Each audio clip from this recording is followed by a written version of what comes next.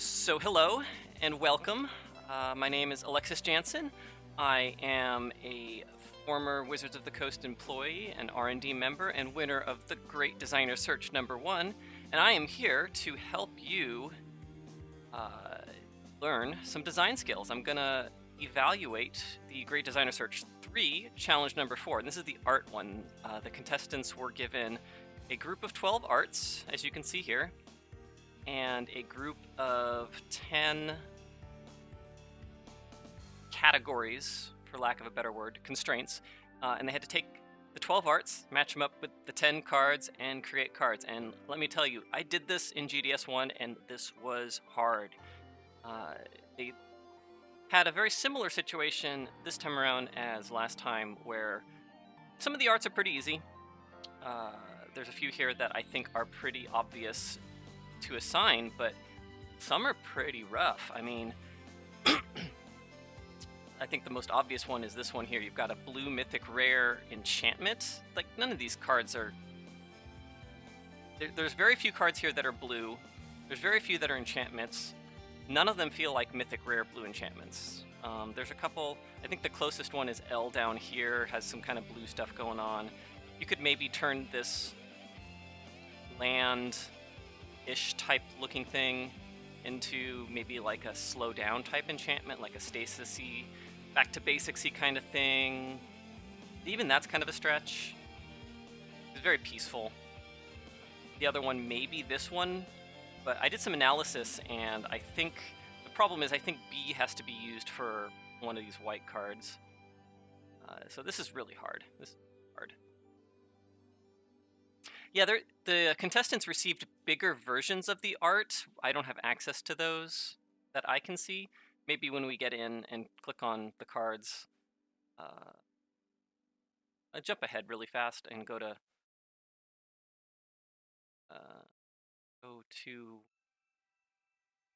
sorry, I'm kind of all over the place. Go to one of these and try and click on an art and see if maybe I can get a bigger version. No, that's pretty much it. That's your big right there. That's as big as they get. That ain't that big. So, can't really see the details of the art here, but the contestants got bigger versions. They got high quality art, so there's some details here that maybe we didn't get to see that they're going to have to play to. We'll see how that looks. But yeah, I think maybe we'll get started here and hopefully more people join us. I'm going to really run down really quickly kind of my interpretation of what I would do. So you've got the white uncommon, so we'll go do by color. So white has an uncommon build around non-creature and a rare spike friendly creature. Looking for white cards here, I think these top two, B and C, are the closest. I feel like I'd probably make B into the spike-friendly creature, maybe swinging it looks kind of like he's swinging a enchanted equipment or something, but I could see that also being the build around. And whichever one I did for one, I'd probably use for the other. The blue common is a creature without invasion. I feel like A is the closest to a blue creature. I could also justify J and L as blue creatures. But then we get to that mythic rare enchantment I was talking about. I have no idea what I'd do with that. I think I'd probably try to pigeonhole K into it, because I think K doesn't fit anything else, and you gotta kind of have one slot. I don't think you can do this. I don't think you can do this challenge without kind of throwing one card away and just being like, this card is kind of not a great myth. J also has a merfolky type creature in there. Maybe you could justify that being blue.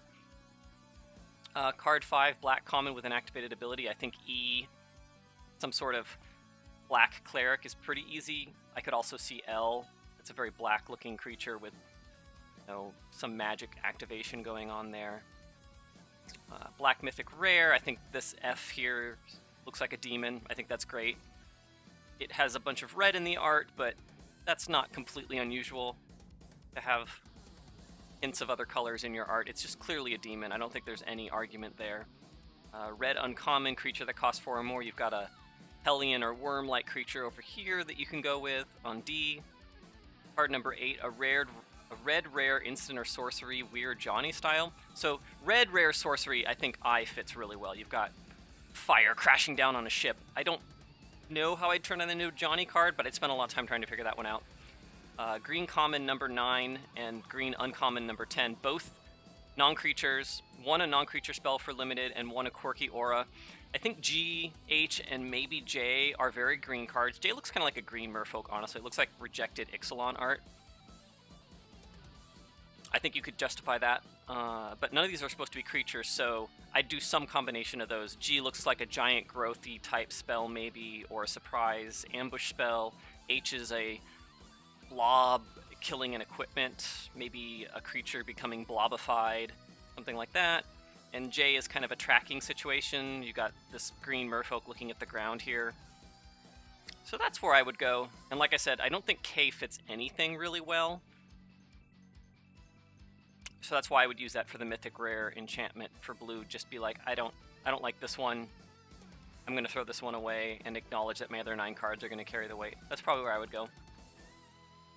I could justify maybe A also. Maybe A could be an enchantment. It's a merfolk doing magically type things. I could see maybe A being a mythic rare enchantment. I might go that direction now that I've had a little bit of time to think about it.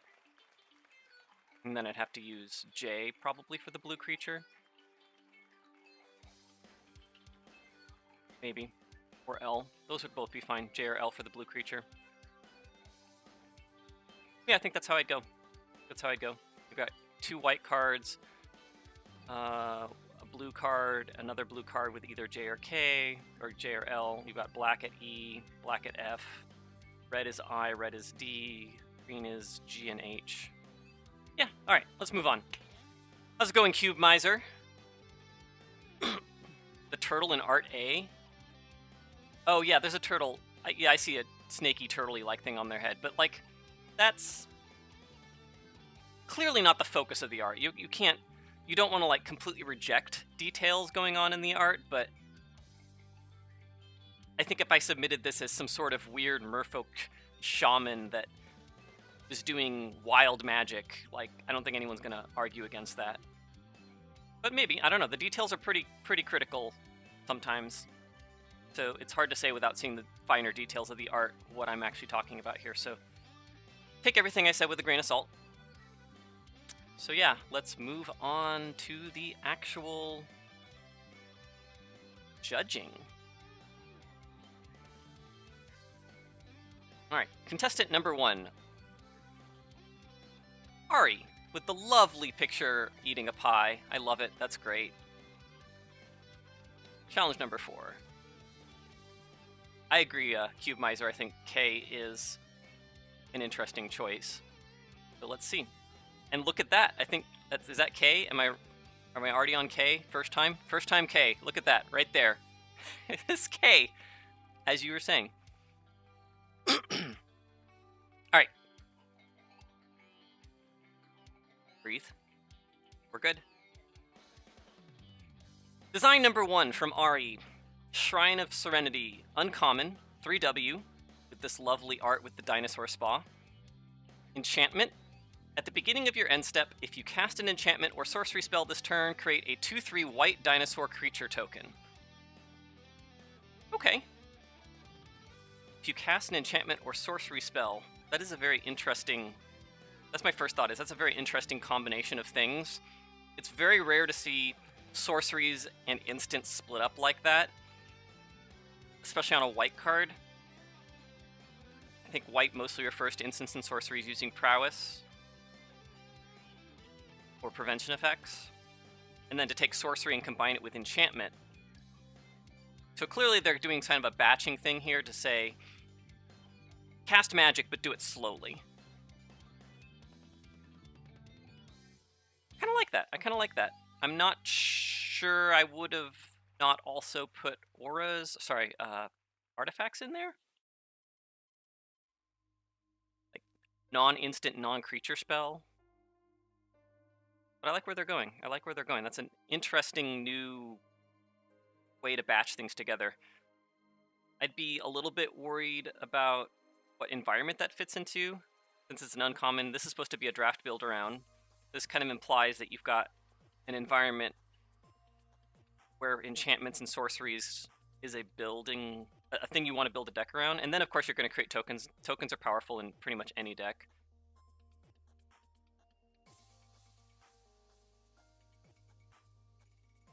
Does it match the art? I mean, you've got dinosaurs in the art. There's a dinosaur there. There's a dinosaur there. It looks like there's a dinosaur hiding in the spa.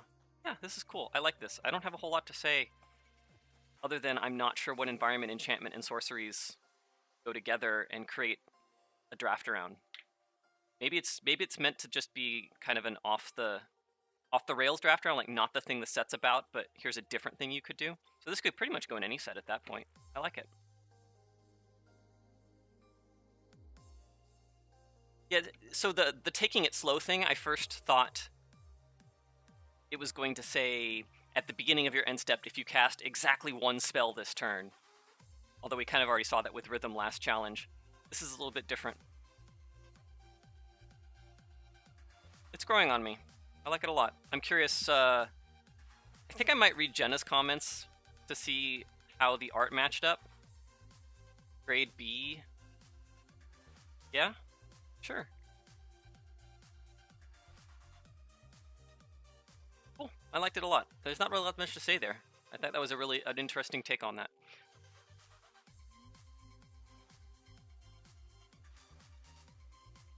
Design number 2. Hammersworn Paladin at rare. 1W, and this is supposed to be the spike rare creature. Creature, human knight, 2/2. Card name has flash as long as 3 or more creatures are attacking. When card name enters the battlefield, another target creature you control gets +2/+0 and gains indestructible until end of turn. Okay, this feels more like an uncommon than a rare. This feels like a decently powerful limited trick. It doesn't feel like something I would want to do in Constructed unless it's just because the rate is ridiculous, and this doesn't feel that ridiculous for Constructed. It's giving you an extra 2 power one time, so it's really not that much different than, say, a 2-mana 2/2 haste, which obviously isn't a white card, but that's not Constructed viable. I guess for blocking, but white doesn't block in Constructed. That's ridiculous. I mean, obviously it's a thing white does, but this is not something I would think of as a spiky... I mean, it's spiky. It's clearly spiky in the sense that it's just a little bit of value and a little bit more value and a little bit more value. It's a very spiky combination of abilities, but I don't feel like this is rare. This feels like an uncommon to me. Also, I see the reference to Flash vaguely here, but it's a stretch, and I definitely don't see anything about 3 or more creatures attacking here. This does not... Or indestructible. It's a very weapon-focused thing. There's no indestructible here. This is a miss for art for me. Real strong miss for me. And this doesn't feel like a rare. I could totally see this as an uncommon. Like, just literally just make this an uncommon.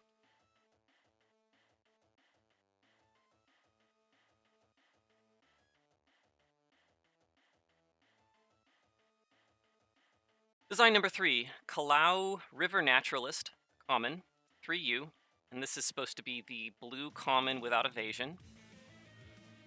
So no surprise on the art, they picked the merfolky, whatever that is. It's not, I don't know if it's a merfolk, but it's very merfolk-like. Whatever those creatures were in Shadowmoor,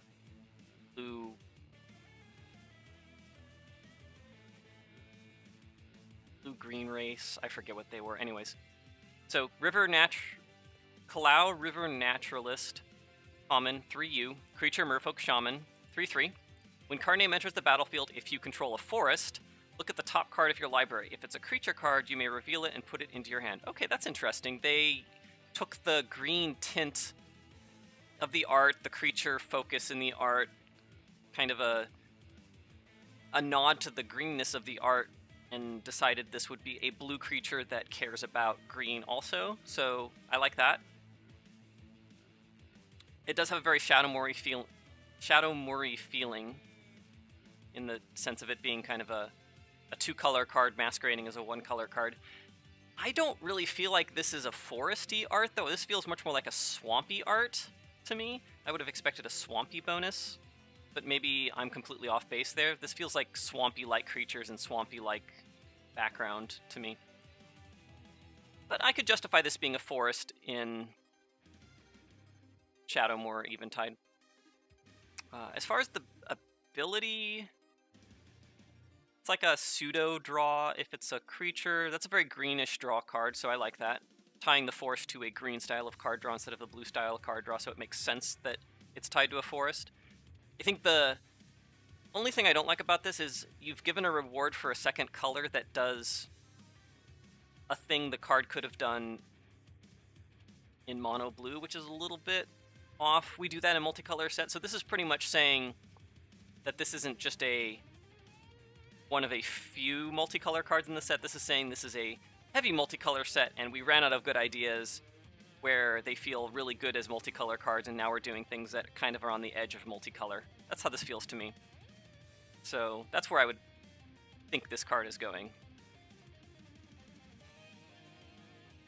I don't have a whole lot else to say. I think the rate is reasonable, because you have to have 2 colors. You only get the card if it's a creature card. Might be a little bit undercosted. Maybe it's supposed to be like a 3/2. You get 4 mana gives you a 2/2 draw card in blue. Maybe 3/3 is okay. I'd leave that up to Eric. It's certainly not crazy. What is the magic between its hands? It does look kind of like a little turtle thingy, I agree. It looks like... I thought it was an artifact at, like, fully zoomed out, but if we zoom in... kind of looks like a turtley thing? I'd buy that.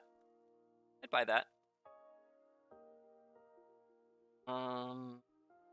Interesting. Sometimes you're up a card and sometimes you're not. That's swingy for a common. I didn't even catch that. That's a good catch. And Jenna mentions controlling a forest being a little bit sketchy. I think it is a swamp. Kind of my thoughts as well. Alright, Design 4, Whispers of the Unreal, Mythic Rare. This is our blue blue Mythic Rare enchantment. Whispers of the Unreal, 1 UU, enchantment.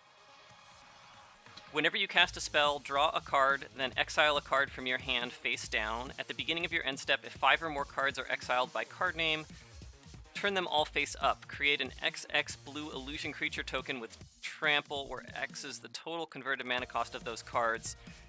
Sacrifice card name. Okay, this is doing a bit. It's a little hard to follow here. So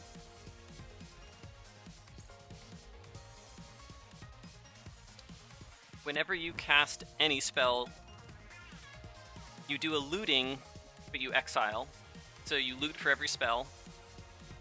And then after you've done 5 spells, you get a surprise XX illusion token with trample. You don't know how big it's going to be. Since you've exiled 5 cards face down. Oh, okay, so you get to pick which card. It's face down, but you get to pick the card. So I don't know why it's face down. The face down part, I guess, is to keep your opponent from knowing what's going on, because that's weird hidden information otherwise. I don't like the minigame of, like, I put it face down, now I can't look at it, but I knew it, so now I have to remember it. I hate hidden information in game when it's forced. This rant is not really a Magic-related rant, because it doesn't happen very often, but I hate games that force hidden information upon the players by converting non-hidden information to hidden information, and they force you to use your memory or paper to track things that you have the right to know, but the game just chose to hide it from you for the sake of making it harder. And this does that, and I hate that. I hate that so much. I hate feeling like I have to waste mental energy on a thing that I should already know. Magic has so much mental energy. It's why we started allowing you to take notes during things like duress. So this adds some of that, and I don't like that. That's a bit of an inelegant piece of the design. I'd rather it just be face up and let my opponent know.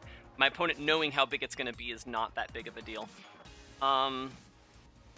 That's a minor thing that bothers me for broader game design reasons. And then, so, since I get to pick which cards I'm exiling, that creates a really awkward tension, because most likely I'm going to want to exile lands or cheap... most likely I'm going to be exiling either lands or expensive spells I can't cast. So there's an interesting tension there. This is 3 mana, so I still need lands at that point. But if I exile spells, I'm not going to get to keep triggering this, so I am probably exiling more lands than spells. So I'm exiling, let's say, 2 or 3 lands and 3 or 2 spells. In a deck like this, you're going to want to have cheap cards so you can trigger it a lot. This doesn't seem like a fun set of tension, because in order to get any real value out of this, other than the scries, I'm exiling my best cards, and that's no fun. And the reward for exiling my best cards is a single creature that my opponent can bounce, and it has trample, which is weird in blue, and it's illusion. It doesn't have the usual illusion effect. This is all over the place. I don't like this at all. This doesn't do it for me. It doesn't feel mythic. It feels rare to me, because the main effect of the card is the scrying. No, I don't like this. I don't like this at all. I'm sure it's good in the sense that, like, Search for Escanta is good, but this doesn't, like, excite me as a new, interesting, mythic, rare enchantment. Let's see, what are people saying over here? As somebody's asking about, oh yeah, Double Fried, if you want to post links, I don't have a problem with you posting links. I don't know if that *** was you accidentally posting a link and it getting censored. That wasn't my goal. I don't have a problem if you, assuming you're not posting links to, you know, something not safe for work or something. Yeah. And then, as far as the art, I see that there's kind of an illusion forming. Now that you mention it, I see kind of this mouth here and these eyes here. That's kind of cool. It's kind of forming out of the spell. I missed that when I first looked at the art. It's a bit bigger now, I can see it. That's kind of cool. I also see the art, though, has very skeletal or artifacty looking arms here. Like the mage here has some interesting stuff going on, but that could just be random flavor. That doesn't necessarily have to tie into the art. So I could see this. This makes a lot of sense to me. I see how the art ties to what's going on here. I'm just not sure I want to do that thing.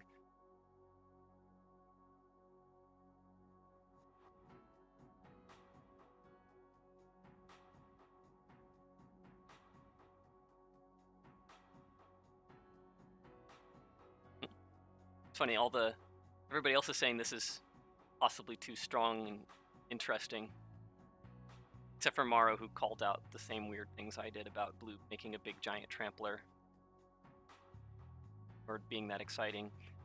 It's funny, my design sensibilities line up with Mark Rosewater because I was a designer and not with the developers who are just worried about whether this is too strong. Alright. Design number 5. I planned ahead this time. I brought water. Bloodright Fanatic at common. This is the common black creature with an activated ability. Costs 1 black mana. Used the art that I would have used. It's a human cleric, as I would have expected. It's a 1/2 with 2 tap and put a -1/-1 counter on card name. Target player discards a card. Activate this ability only anytime you could cast a sorcery. Okay, so it's a really slow Mind Rot. I don't like Mind Rots.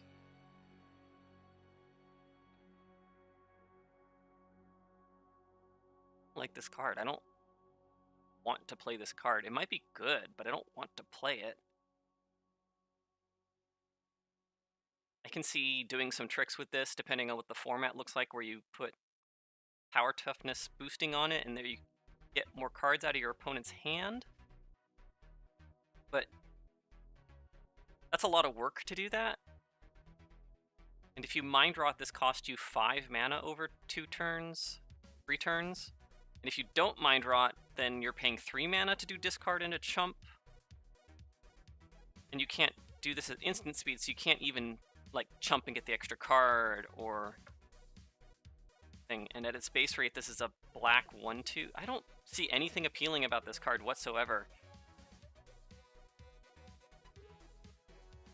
This is a miss for me as far as, like, a card that I would want to play ever. If I'm playing this in a draft, I'm not excited. I'm very sad about the format where this card is good.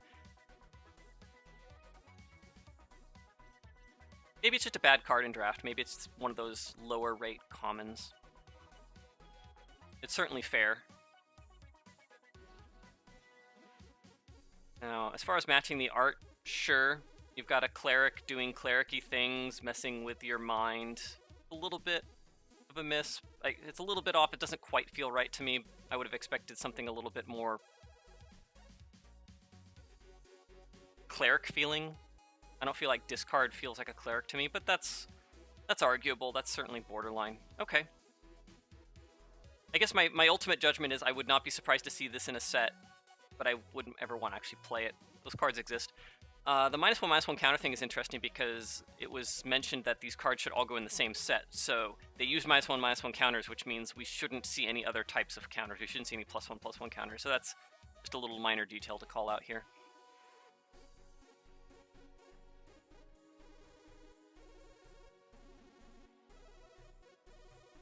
All right. It's gonna get warm. Design number 6. This is the rare black Timmy creature, if I remember correctly. Let me set that up. Yeah. Mythic rare. It's supposed to be mythic rare. They wrote rare. Mythic rare black Timmy creature. This is the art I would have predicted as well. Hellfire Oppressor. 5 BB for a demon. 6/6 flying. Sounds about right for a demon. Whenever card name attacks, put a -1/-1 counter on each creature defending player controls. Whenever another creature with a -1/-1 counter on it dies, draw a card. Sweet. Oh, that's cool. I like that a lot. It's telling me why I want to do this thing. It's doing this thing. It's helping me do the thing. I'm going to put it in a deck with other things that do the thing. I get a reward for doing the thing, but it's not a reward that just is trivial to do. The creatures still have to die, so if they're small, that's cool. Otherwise, it's going to take some work. And it uses -1/-1 counters, like I said, so we're continuing the -1/-1 counter theme. That was a nice detail. I like this a lot. This is really cool. Is this Timmy? It's a big creature. It does an obviously powerful thing. The power is tied up in drawing cards and killing your opponent's creature slowly, which feels a little bit more spiky. And Johnny's going to combo this with a bunch of -1/-1 counters, and Spike is going to play this for the huge amount of card advantage it gives you by killing all your opponent's creatures and drawing a bunch of cards. I would have expected it to be a little bit more bombastic for a Timmy card, like, you know, distribute X -1/-1 counters when it comes into play, or something where you can kind of do a big thing all at once. This is a little bit more grindy, but it's not completely out of the realm. The card's a little bit derivative. It doesn't feel super original to me. Definitely done -1/-1 counter cards that tell you to play lots of -1/-1 counter stuff, but I would have expected maybe a little bit more. But they did put rare, so maybe they didn't mean it to be a mythic. Maybe they didn't realize it was supposed to be a mythic. A little bit short for a mythic to me, but it's not too bad. It's not too bad. I give this like a B+, A- as a design. I like this a lot.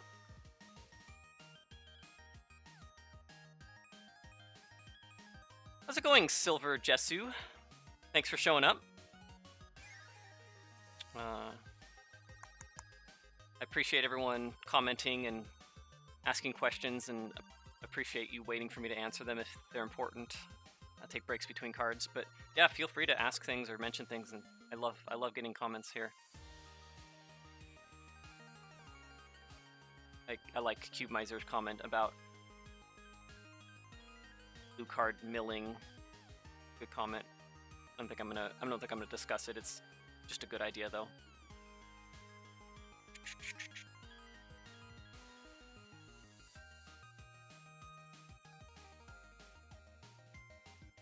Design number 7. This is our uncommon red creature with CMC 4 or greater. We have a Seismic Hellion, 4 RR, and it's the Hellion art, which is awesome. It's a creature Hellion, who would have thought. 5/5, when card name enters the battlefield, you may sacrifice a mountain. If you do, card name fights target creature with flying. Ooh, okay, that's interesting. You like throw, like, I'm not sure if the Hellion's like throwing the mountain at the flyer, or like jumping off the mountain and destroys it, or blowing. That's it. It's blowing out of the mountain. I like it. That's better. That's a good one. It's vaulting out of the volcano to get the flyer. I like that. That's a cool ability. That's a really neat ability. It's a bit much for an uncommon. I think maybe. Red definitely gets creatures of this size, but usually when you get a 2-for-1, even at uncommon, the creature is not quite this horrifically big. Maybe it's okay because it only hits flyers. It's a lot more restrictive. Red does get anti-flyer stuff, just not quite nearly at the high rate that green does. I think that's still in Red's color pie. I might read Mark's comments on this one. But assuming this is in the color pie, which I think it still is, I think this card could be printed. It's a little bit of a stretch for the value for an uncommon in terms of size plus 2-for-1, but I think it's okay because of the flyer. I'm not 100% sure. There's not a whole lot of precedent for this. I think it's a really cool design. I think the design is really clean and really awesome. So I like the design. Not sure if the card fits.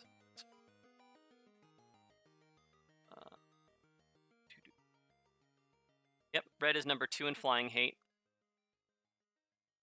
Fine with, yep, okay, cool. That's a thing still.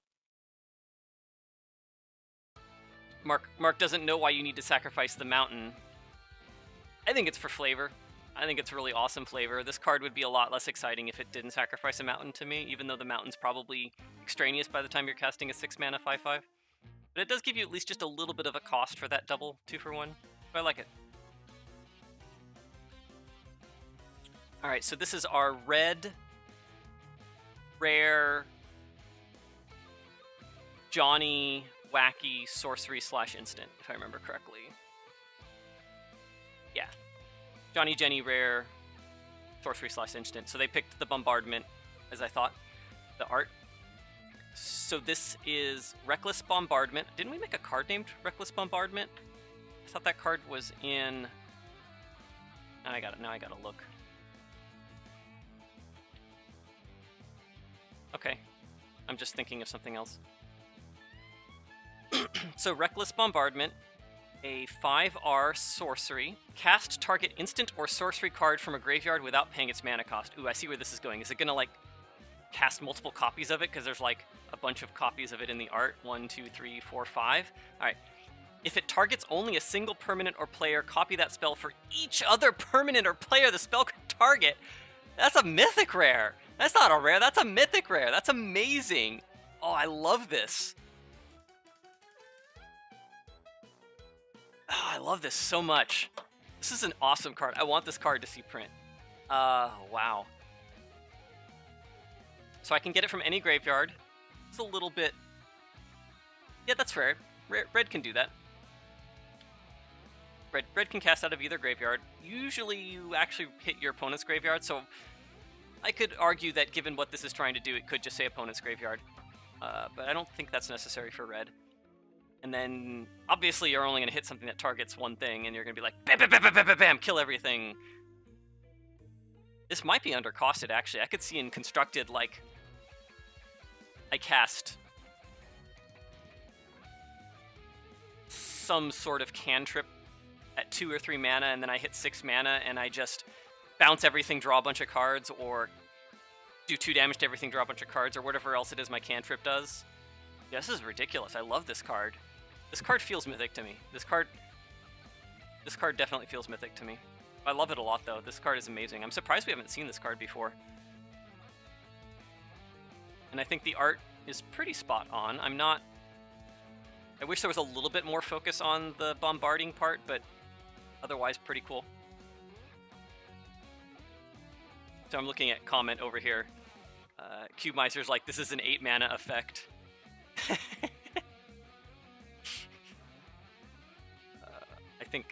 I think I agree. I think 8 mana is probably about right for this. I could maybe see it at 7 mana. 6 mana, I think, puts it into the dangerous territory for Constructed.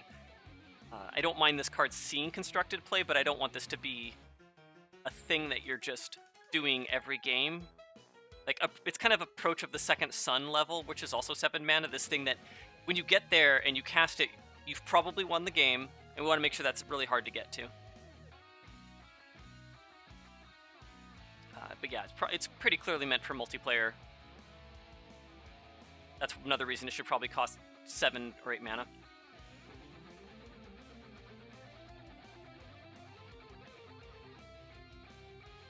So this is the green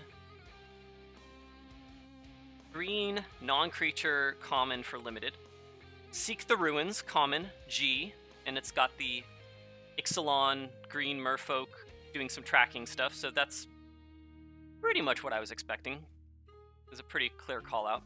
Seek the Rune at common for G. Sorcery, choose 1. Search your library for a basic land card, reveal it, put it into your hand, shuffle your library. Or return target land card from your graveyard to your hand. Okay, I was wondering where this is going. Modal spells need to be pretty simple and make sense to be commons. I don't like this song. Let's move.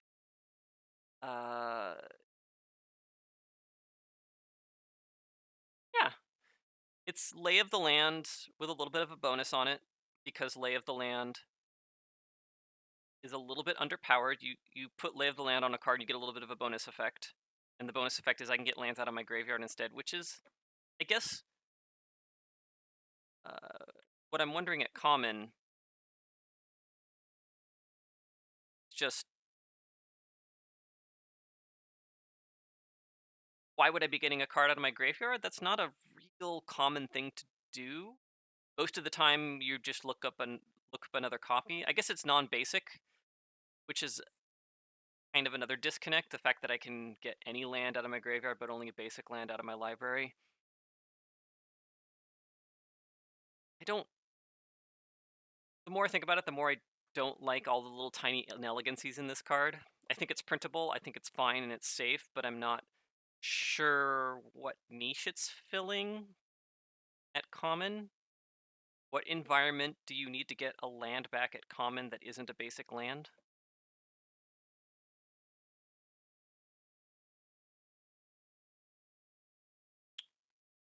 Yeah, the art's good. I like the art.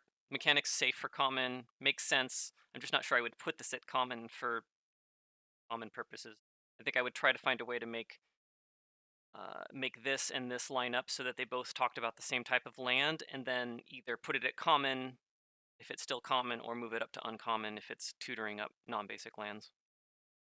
It's really close. This is like a B+ to me. Got a couple little inelegancies, and they're ones that would make sense in an environment with like landfall or something. Hold on just a second, my iTunes has decided to be stupid, so I'm going to switch off to something that's safe. Yeah. Comment from Silver Jessu that this common really only makes sense in a format with lots of non-basic lands you're sacrificing. It's kind of where I was thinking, things like Evolving Wilds in a landfall deck, or other sacrifice lands. Either that, or maybe a 5-color format with mill in it, which is kind of a weird environment. I could see that being crafted in an environment where there's commonly decks that play 4 or 5 colors with one of each basic, but there's also a mill theme in this format. So like if your opponent mills your 1 mountain, this at least lets you still get the mountain, which would otherwise feel like a really bad thing to happen. So I could see that maybe. Yeah, I would definitely... This makes me wonder what the environment is more than anything else. All the other cards kind of tell me, here's what the environment is. You've got -1/-1 counters. You've got this enchantment sorcery sub-theme in white. This feels weird, and I'd want to see the environment. I'm curious. Yeah, Eric kind of says the same thing. Commons give people hints as to what this set is about, so I wouldn't do the second effect at common unless the set had cards that put lands in your graveyard. So final design, number 10, Brutal Energy, uncommon. This is the green uncommon, the green quirky aura. Brutal Energy, 2G, enchantment aura, enchant creature you control. That's already getting quirky because it's got to be quirky for that line of text to make sense. When card name enters the battlefield, enchanted creature must be blocked this turn if able. Okay, so it's a one-time a one-time lure, which is usually enough of a lure. I guess it's a one creature lure. It's not a full lure. Whenever enchanted creature deals damage to a creature, add that much green. Until end of turn, you don't lose this mana as steps and phases end.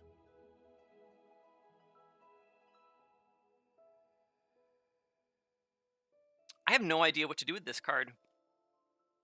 Why does it have to deal damage to a creature to get green? A weird flavor. You're stealing the green mana from the creature, but you can't get it out of a player. I see how the two abilities work together. I'm just... And the first ability is the one you're... It's interesting because the first ability is the one you're playing it for. You're playing it to use it as sort of a trick to get a bit of removal. And then the second ability is sort of the quirky part. This is weird. I don't know what I would do with it, and it intrigues me. It feels pretty clunky and overcosted. I can't imagine an environment where I put this in a deck and I'm happy about it.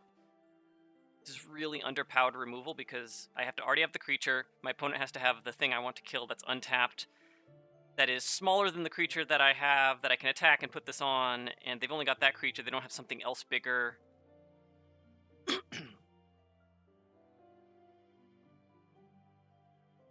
Otherwise, I'm going to 2-for-1 myself. This is really weird. I don't like this card.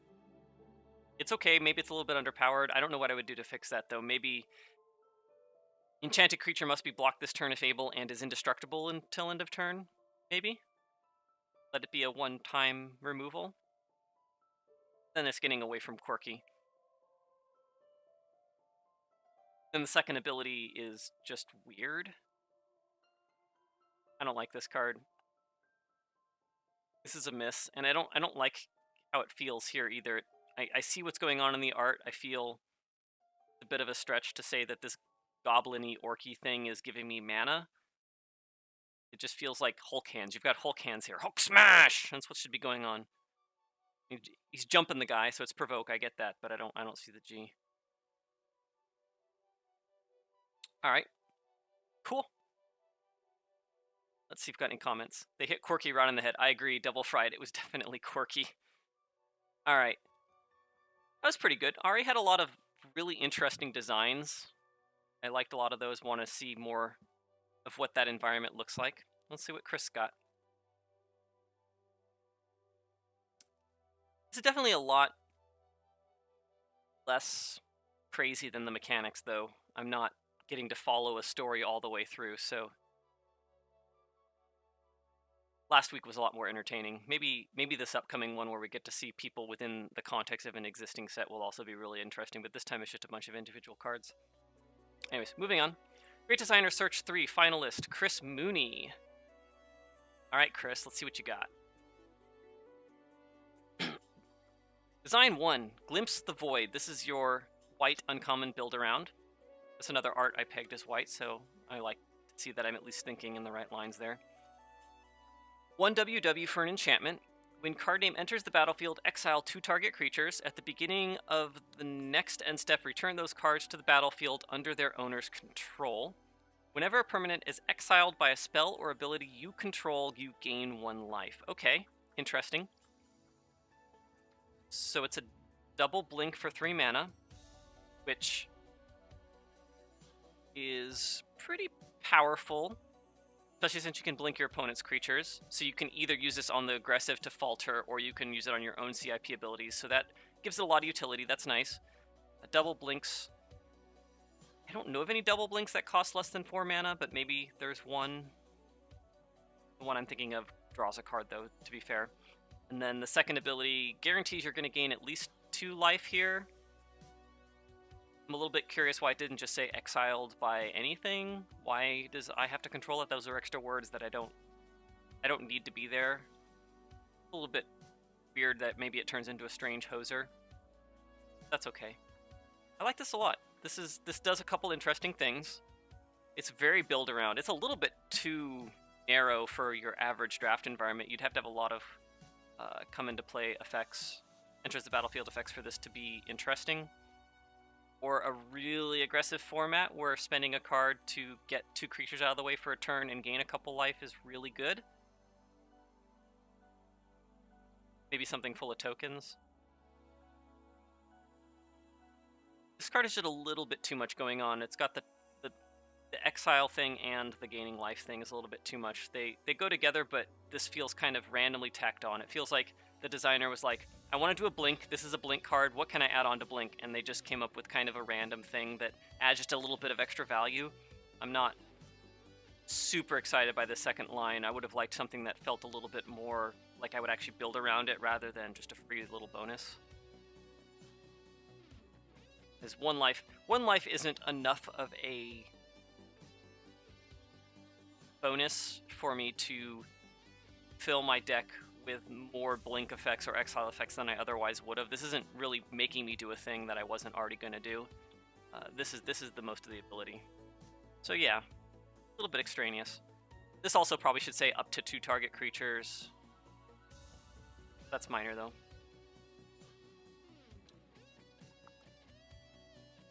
Okay, cool. Oh right, I missed the art. I think it's a white art. I mean, I see the exile thing going on here. I actually noticed that both of these judges said that the art doesn't really feel white. I think this is very white with the background, but only if you're making the background actually part of the effect, which it clearly is. It's clearly exiling, but I agree that it's only one creature, so maybe that could have been done differently. All right, design number 2.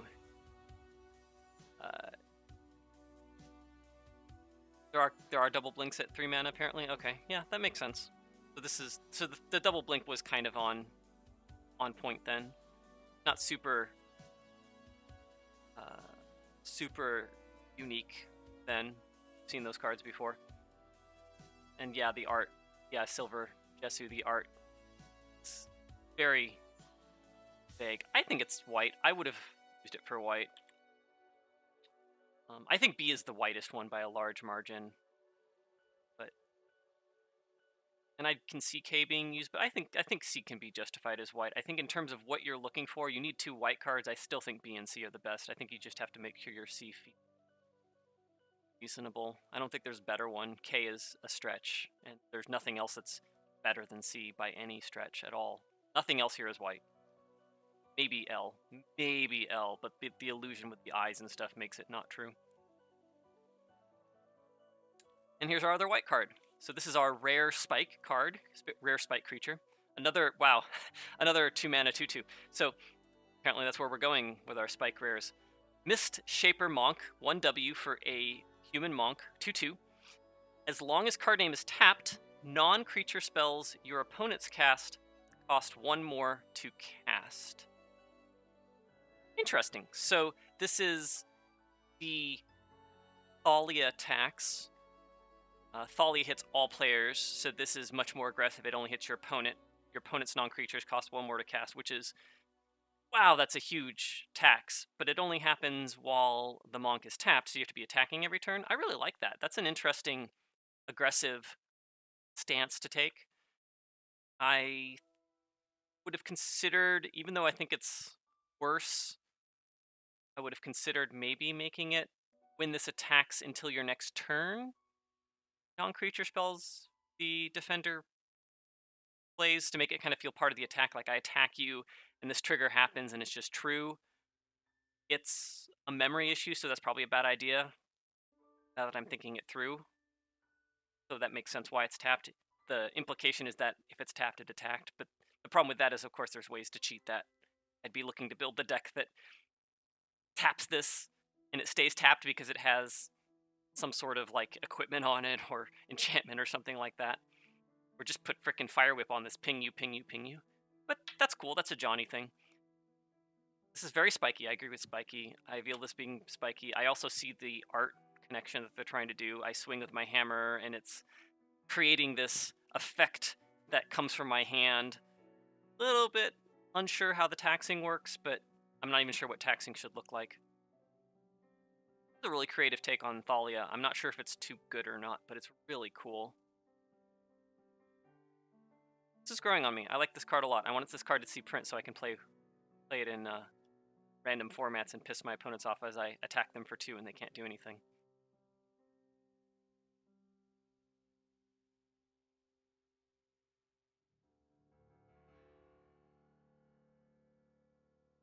The other thing that this, either way,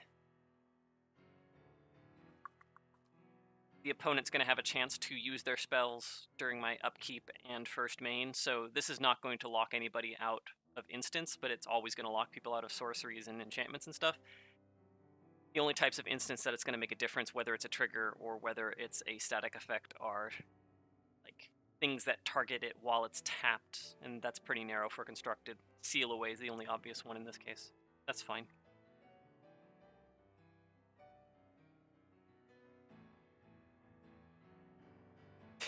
Cube Miser says they test the 2-mana 2/2 in Cube. I believe you. I believe that a new Thalia effect that's one-sided probably shows up in Cube.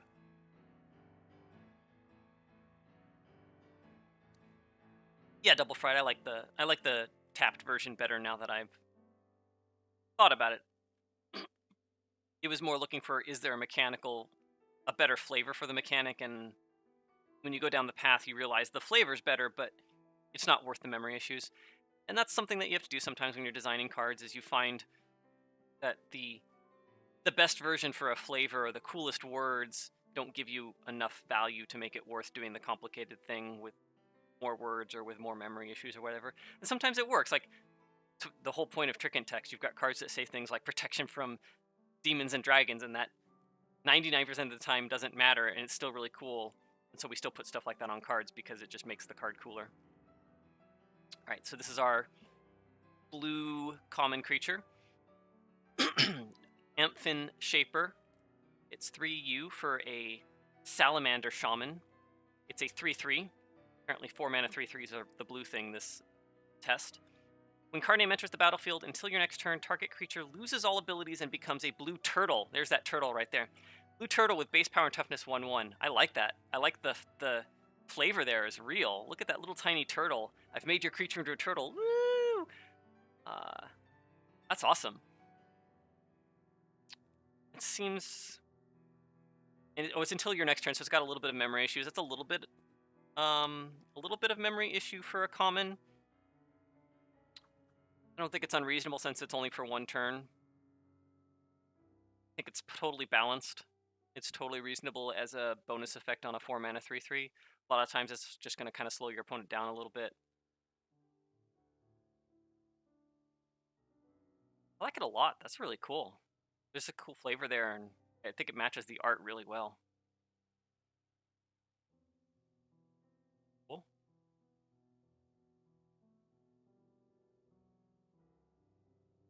I do agree that not only the power toughness changing, but making it till your next turn makes it kind of feel uncommon. That's a good catch. I didn't catch that. Grade A on the name and flavor. That's Maro's like, it's a snake. Ooh, it's a snake. It says snakes. It says snakes. Except that's a turtle. Oh my god, it's a freaking turtle. Mark doesn't know the difference between a turtle and a... Okay. Alright. Permanent changing at common? It's not permanent. It's still end of turn. I don't know. Mark, read the card. Mark, read the card. You missed the mark. Alright. Oh my god. Alright, so here's our mythic rare, our blue mythic rare enchantment. Terraformation for UUU. Enchantment. Whenever you play a land, you may have it enter the battlefield as a copy of any creature on the battlefield except it's still a land. Didn't we? No, we did this for creatures. Green had a card that did this for every creature you played. Okay. I don't know if this works in the rules because playing lands happens with no responses, and I guess choosing what to copy generally happens without responses too, so maybe it works. So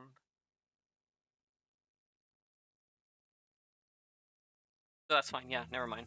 Wow, that's powerful though. Wow, that's powerful. So like every land, and I'm at 7 mana, so most of my lands are dead draws, but now they're the biggest thing on the battlefield. That's insane. Like, zonkers. Okay. Well, it definitely feels mythic. I agree with that. I see how that matches the art. You've kind of got this tree and sky turning into a creature. That's kind of cool. It's a little bit of a stretch. It feels much more like a illusion illusion-like properties rather than being a copy of something. I would expect to see more like land coming up next to a giant and turning into a version of that giant. So the art's a bit of a stretch. Really big stretch. But I like the card. The card's really cool. Feels greenish to me. Like I would kind of expect this to be a green-blue card because it cares about land, which is green, and it makes copies, which is blue.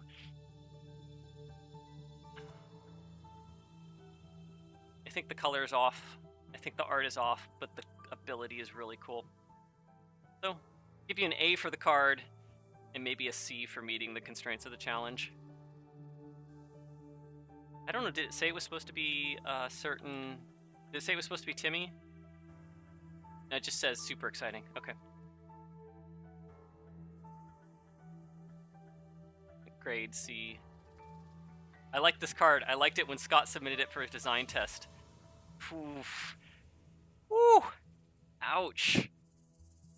That's a miss. I mean, that doesn't matter to me for this review, but wow, I could see how that could be bad for them. Sorry about your mistake.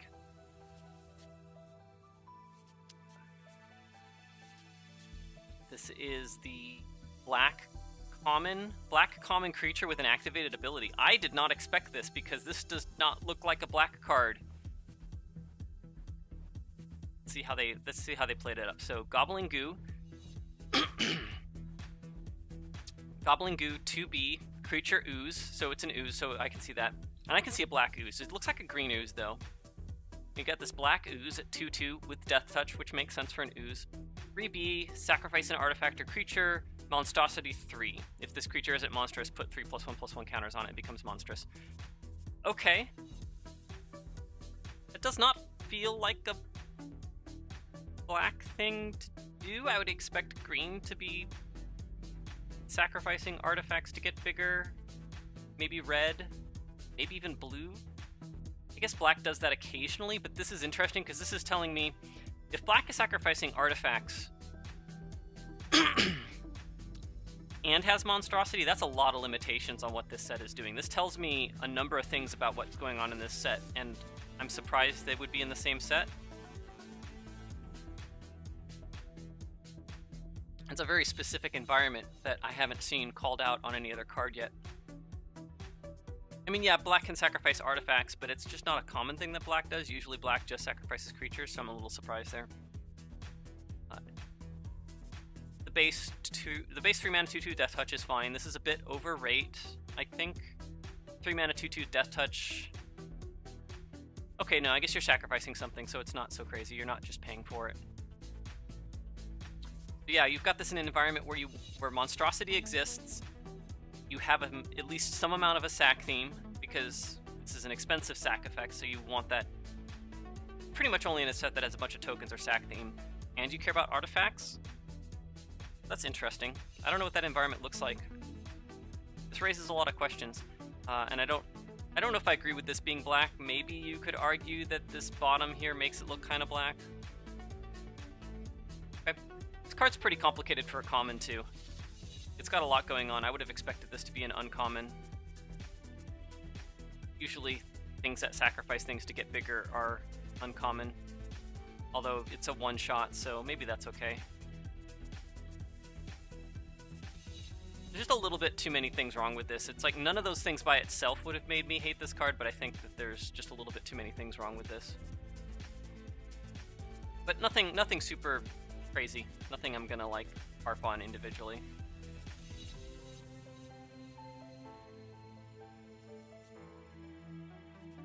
Yeah, judges are mostly pointing out a lot of the things that I mentioned.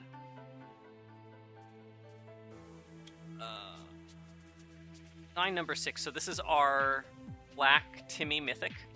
Kelmoth, Sower of War. 4 BBB. 7 mana. Okay, what do we got here? It's a Mythic. Of course it's 7 mana. Demon Avatar. Legendary Demon Avatar. This better be good. 6/4. Flying Trample. When card name enters the battlefield, you control each other player during that player's next combat step. What?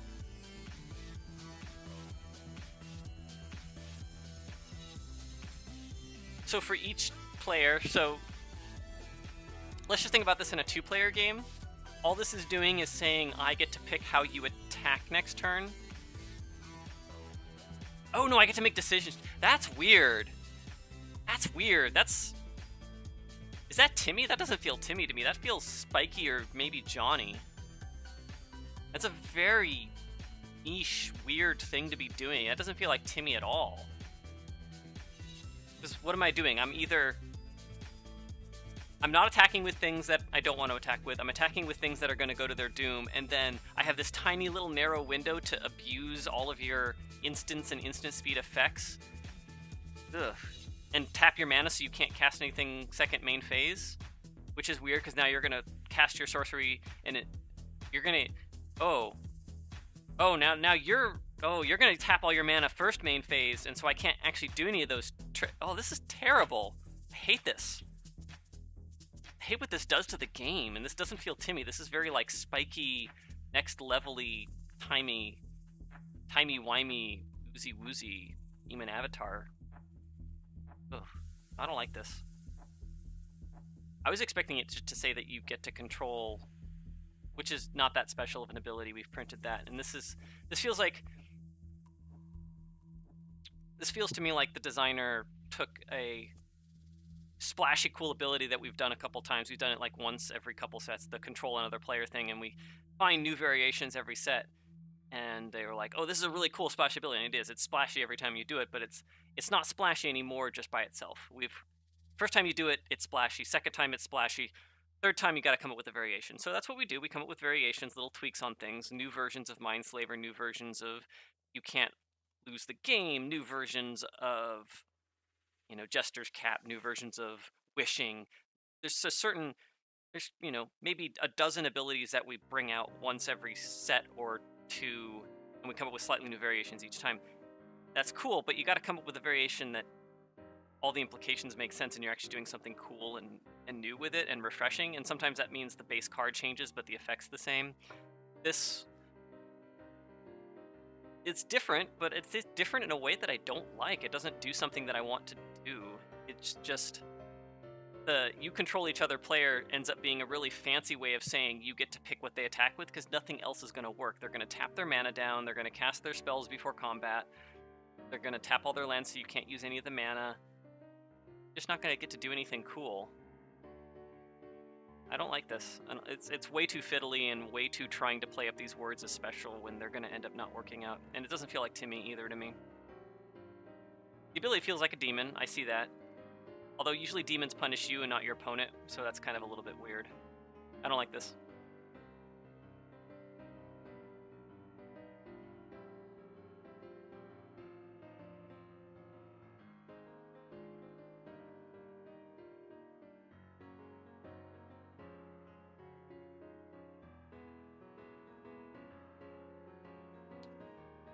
Yeah. None of the judges called out for that, though. I'm interesting. No one complained about how this really didn't actually justify its worst. I'm surprised. Alright. What do we got going on here? Original cards, yep. Using judge comments. 5/5 Death Touch, yep, common. I think the thing that makes the 5/5 Death Touch not common is that you have other stuff going on, but I don't know. I agree. There's 5/5 Death Touch in common area. 5/5 Death Touch, common, right there. Blue card that loses all abilities. I think that might have just been a mistake, because I didn't see. I think Mark misread the card for tracking issues. This effect is usually uncommon, and it is. It is usually uncommon. I didn't catch it because it has been common and it can be common. So design number 7, this is our 4 mana or more uncommon red creature. And they've put it on this art with the dinosaur kind of invading the land, or the temple or whatever, and they've called it Intrusive Armosaur. This is a very interesting choice for a red card, because that dinosaur does not even feel like it's really intruding, it just feels like it's kind of wandering. Intrusive Armosaur, 3R for a dinosaur. It's a 2/2. When card name enters the battlefield, target tapped land an opponent controls doesn't untap during its controller's untap step for as long as you control card name. So this is it's a Avalanche Riders. It's a 4-mana 2/2 that also Stone Rains until it dies. This is terrible. We don't print cards like this anymore. I don't like this at all. This is like, it's a Stone Rain attached to a 2/2. Sure, the 2/2 can die and you get your land back, but it's Oblivion Ring for a land? I don't like this at all. I don't like this at all. I see what they're doing here, but there's a reason we stay away from Stone Rains, and we definitely don't like attaching Stone Rains to other things. Sure, I can't get a 2-for-1 in the sense that if the 2/2 trades for something, then I get the land back, but I've slowed you down. I've done a potentially 2-for-1 in the sense of that.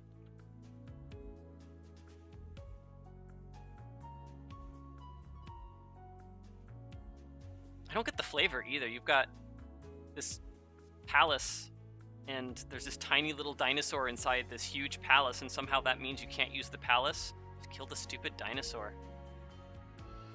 Just kill the stupid dinosaur. The dinosaur is in this huge palace. Don't tell me you don't have a way to deal with this tiny little dinosaur. Whatever. Okay, sure. I don't think there's any upside to this card. There's no good can come of this card.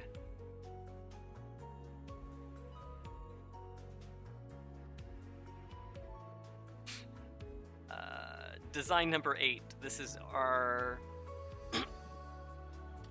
red instant or sorcery at rare. This does not look red. I don't know what's going on here. This is a real stretch. I can kind of see how they might think, oh, this is an urn of coals or something that's smoking, but this is not. Oh, this is a real stretch as a red.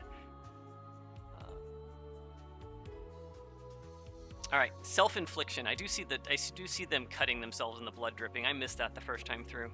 That's really hard to see there. There's like a knife hiding in the art there, and then blood dripping down out of their fist into this thing, which just makes it feel more black to me. Like, that's what black does. Red doesn't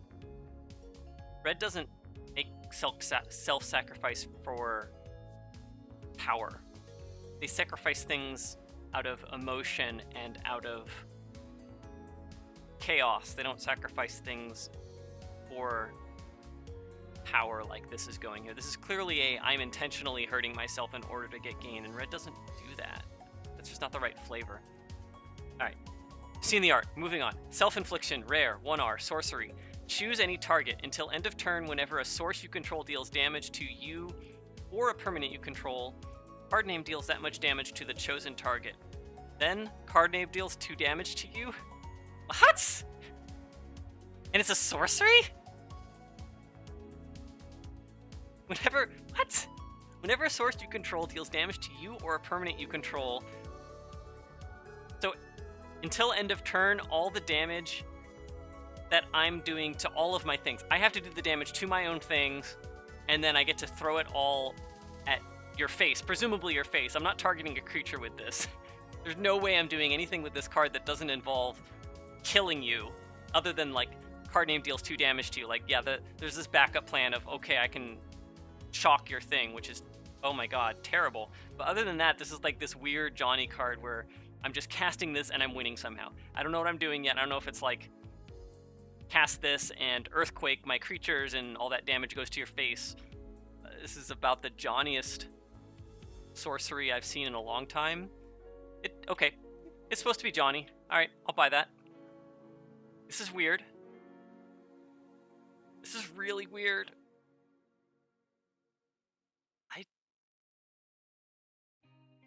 I don't feel like this is this feels like a black card. This so feels like a black card. Everything about this card feels like a black card. Flavor-wise. Like, I get the words. I would never see this on a red card. I hate the redness of it. If this was just a black card, this would be an awesome card. That's the only miss for me, is that this is not just a black card.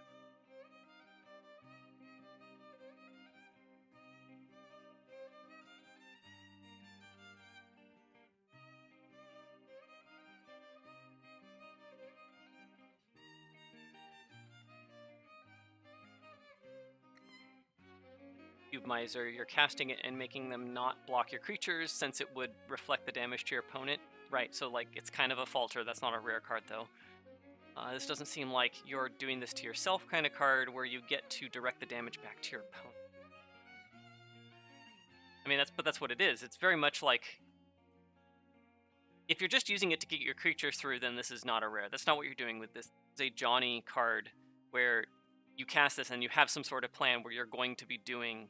Oh no, it doesn't even work for blocking, because it's whenever a source you control deals damage to you or a thing you control. So I have to control the thing doing the damage and the thing being dealt damage. It's absolutely a self-inflicting card. There's no way to trigger this with your opponent's stuff. You can't do stuff to their stuff, you can't do stuff from their stuff. It's only my stuff. So, no, the way you do this is you cast this and you cast Earthquake for 4 and you direct all that damage at their face. That's all this is. This is like all of my creatures are stuffy dolls for a turn. Super Johnny. This is not a red card. This is a black card. I'm going to be really sad if at least one judge doesn't tell me this is a black card. Or like a black creature. This is black. A lot of black. Nobody taking the mechanical. I think it black is mechanical. Still. Design number 9, Tracker's Trail, common. So this is our green common non-creature. Am I only on 2 here? I've got to speed this up. Tracker's Trail, green common, 1G.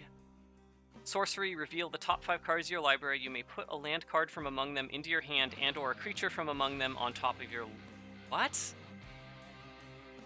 Bleh. Put the rest on the bottom of your library in your... I'm sorry, like, that's too confusing for me. Like, those words are going to get mixed up all the time. That's not...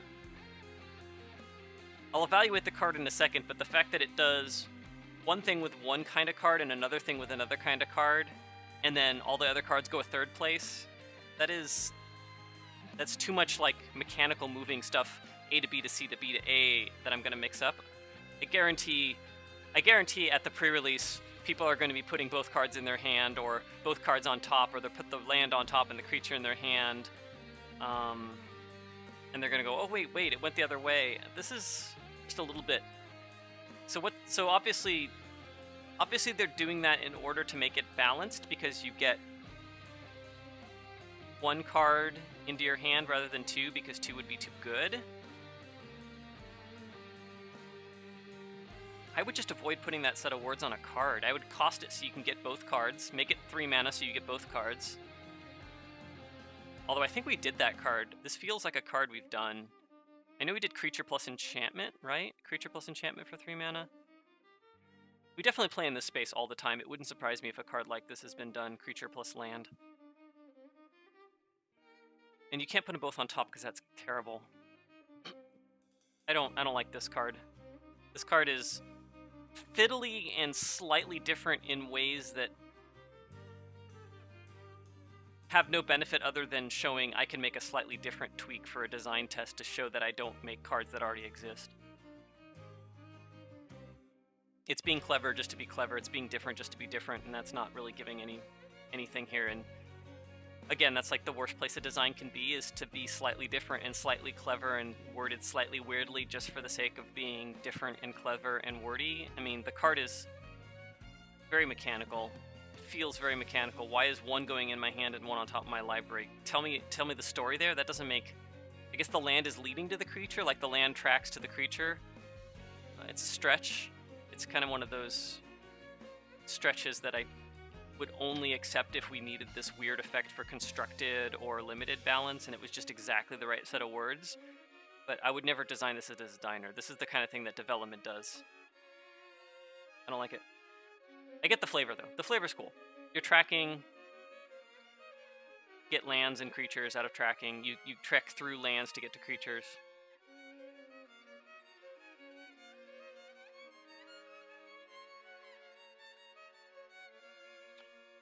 And now we are at our last card, the green uncommon aura. Green uncommon aura. Swallow Whole, 3G. That's an interesting interpretation of the art. I see. Alright. Swallow Whole, 3G, enchantment aura, enchant creature you control. When card name enters the battlefield, exile target creature with toughness less than or equal to enchanted creature's toughness until card name leaves the battlefield. That's not a green effect. Enchanted creature gets +X/+X, where X is the exile creature's toughness. Wow, okay, that's cool. What about this is green? Like, I mean, obviously pumping is green, but Oblivion Ring is not green? Why? What is going on here? I get the flavor, but that is not a green effect. Comparing toughnesses is a little bit weird, but green's done that before. At least it requires you to have a creature and compare size, so that's a very green way of doing removal, but I don't... Green letting things come back is not... That's not a green effect, that's a white effect.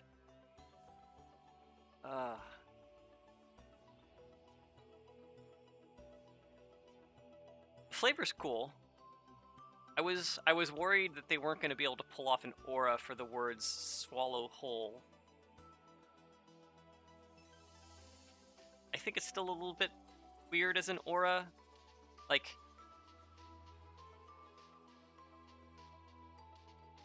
the problem is the story is really good, but then it starts falling apart once you realize it's an aura and that somehow this creature that's living inside of me and still obviously alive is somehow making me more powerful. It's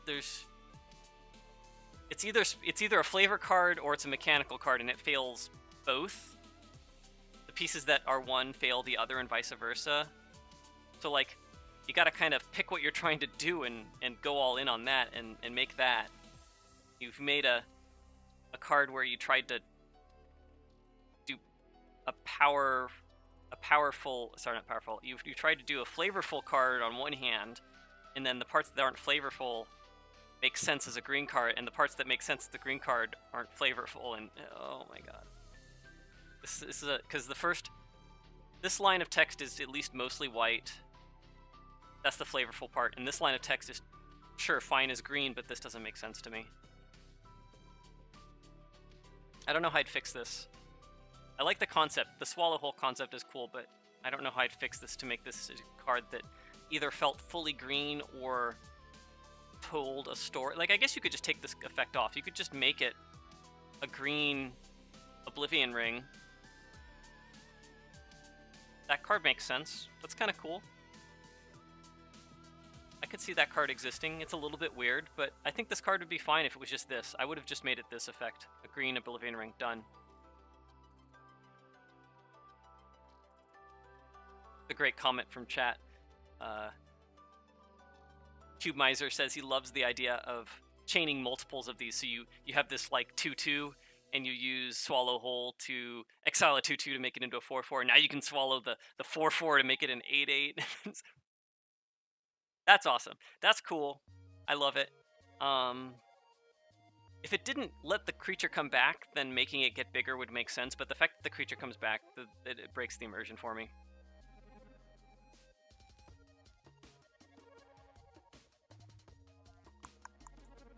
Huh.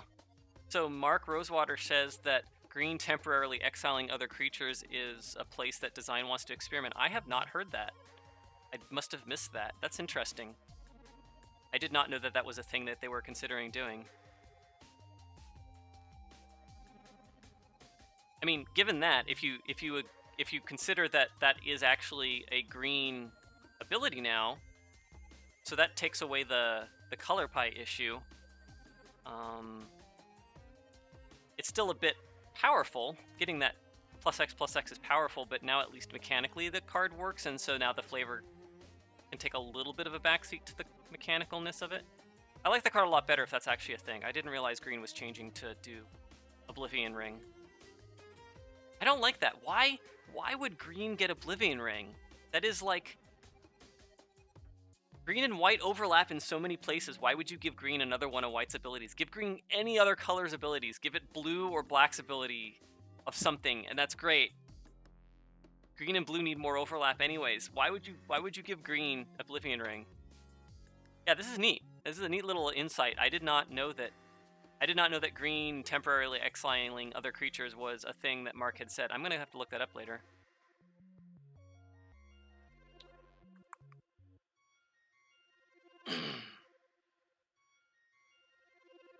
MTG Color Pie says because it's creature related. Can you expand on that? I definitely... So I could see if you're saying that green just gets things because they're creature related, like it's kind of like blue can do anything because it's powerful, black can do anything if you lose life, green can do anything if you tie it to a creature. Like, can green get a creature that counters spells? Can green get a creature that's Necrotol because it's a creature? Like, I don't know, like that doesn't... I don't get it. Yeah, green can do anything as long as it's attached to a creature. I don't think that that's cool. I don't like that. That way lies madness, not the mechanic, but that way lies color pie dilution. I don't like the idea. I don't like color pie being about... I don't like the color pie being about a color gets to do a thing as long as that thing is done in a certain way, because that's how we got blue. That's how we got blue being able to do everything. Blue is smart. As long as something is done in a smart way, blue can do it. As long as I attach life loss, red can, or black can do it. As long as I do it temporarily, red can do it. And some of those things work, like as long as you go through all the mechanics that you're adding and say, okay, red can do temporary cologne and temporary tokens. That's cool. I like that. But, and temporary draw, the rummaging and the impulsive draw. But red's never going to get exile target enchantment until end of turn. It's a temporary disenchant, but you're never going to give that to red. You gotta watch out for that line, and I don't like the justification of the color gets a thing just because it does it in a certain way. That way destroys the color pie. It's destroyed the color pie in the past. It's dangerous territory. I don't get to make this decision. I don't control the color pie, but if it was up to me, justification based on why something does something, or the method that a color does something, would never fly. Anyways. So that was cool. Chris did not feel quite as solid as Ari, but felt reasonable. There was a few cool ideas. It felt a little bit more derivative, a little bit less cohesive. Let's look at Mr. Jeremy Geist. Mr. Jeremy Geist here, finalist in Challenge 4. I saw that color pie. Alright, design 1. This is our white build around uncommon. Steel Sermon. 5W, sorcery. Create 2 1/1 white soldier creature tokens for each cleric you control. This art does not do that for me. This is one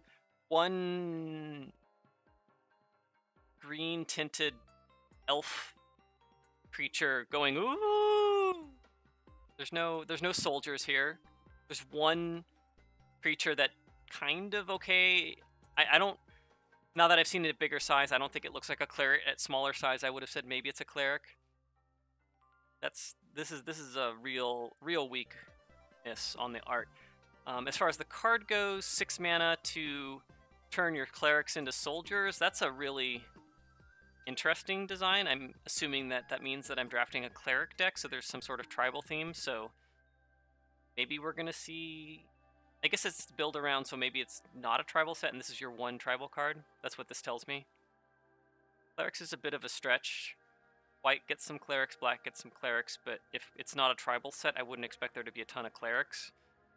And so what rate do I need to hit on this? If I have like a cleric, if I have 2 clerics, this is 6 mana, make 4 creatures, which is pretty bad. It's like Acacian Town, that's pretty bad for limited. I need at least 3 clerics, and then I'm making an okay rate. 4 clerics, I feel like I'm actually getting away with something. Am I going to have 4 clerics on the board when I cast this? This does not excite me. This feels like a trap. This is a draft build around that I would assume is a trap, and I would stay away from. But that's, numbers. You can change the numbers for this. You could make it 3 soldiers or 2/2 soldiers or something. It's also not that interesting of a card.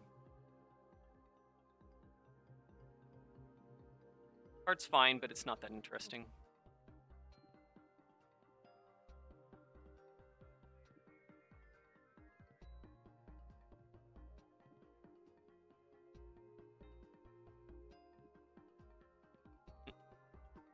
Seeing multiple people in chat talking about how this art is just a punt and is a total mistake. And sure, I still think it's, I still think it's, if you're just looking at the art, there is nothing, like, this guy's art, or the B is white, but there's nothing else that's white. I think picking C for a white card is your one punt. Like, I feel like you have to punt one card. You're going to have at least one card where the art doesn't match up, and so picking C for white you can at least justify. But no one's done it yet.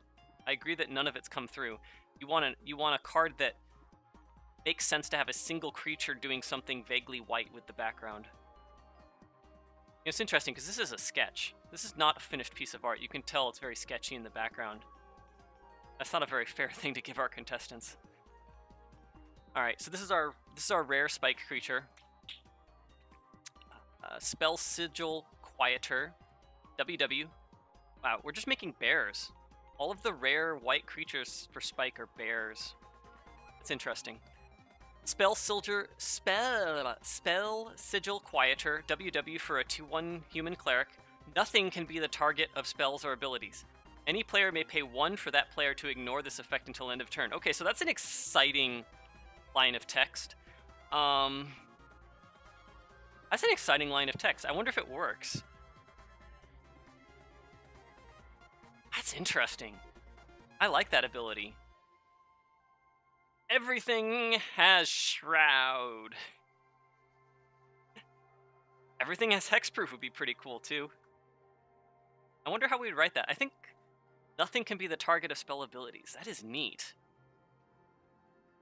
We don't usually write things in a positive voice like that, but yeah, that's cool. I like this a lot. This is a really cool line of text. I hope we see a line of text. There's a lot of different ways you could write this, but this line of text is cool. I like it a lot. It's kind of a weird way of saying spells can't be countered, creatures can't be killed. Leave my stuff alone, I'll leave your stuff alone. This is really cool. And this is probably would make a new hate bear that does kind of a different set of stuff. It's like an anti-infect hate bear that does some other stuff. I like this card a lot. I want this card to see print. I want to put this in my cube and see if it's interesting. It's like says, Infect and Burn are shut down, and counter spells are shut down. I kind of want to see what Cube Meister thinks. What do you think? Oh, he likes it. Great. We're gonna put. Let's put this in our cube. We're cool. This is awesome. Yeah. I don't know how it fits the art. It feels kind of like, if I had to guess, my guess would be that this contestant thought of a really cool line of text for a white spike rare. This is definitely a white spike rare, and was looking for a card to put it on and just put it on this card. You know what's interesting? I think this would have been better on this. I think this void-looking effect, this sort of everything around me is dull and quiet, this might have actually been an art that you could have put onto this effect. You know, look, nothing can be targeted. Everything's kind of off in their void land. But yeah, I don't think the art. I think the art's a bit of a miss. I'm curious to see what Jenna says.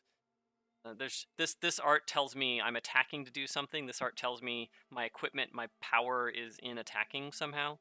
But yeah, this is a really cool. I love this card. I think the card is so awesome that it might, if I was judging this test, I would still give it a positive grade overall, even though it doesn't match the art. But I don't think it matches the art. Grade C. Flavor of text feels disconnected from the art and mechanic. Huh. Mismatch between the ability and the action. Yeah, I agree. I think this is a really cool ability, though. All right. Cube Miser, next week, introducing the Mitgo Cube GDS 123 edition. I love it. I'd be up for that. I'd be totally up for that. Let's do it. It's interesting. I'm going to talk about Cube for a second here. Especially making my Magic or Mastered Cube. Like, there's so many times I want to just make a card. I want to tweak a card and, like, remove text or change it, power toughness or something. But, like, once you go down that path, madness. It's all madness. Once you have a single card in your cube that is homemade, why not just make your own set? And at that point, it's not really cube anymore. Now you're just doing design. So I don't know how to, I haven't come up with a good way to draw the line on custom cards and tweaks in cubes where there's a clear line and it still feels justifiably a cube, not a I made up a bunch of cards and I'm going to show off how stupid my designs are. If you have any ideas on that, I'd love to hear it, because I'd love to come up with a way I can justify making minor tweaks and not feel like I'm infringing on space and expecting players to understand a fair line for adding cards to cubes.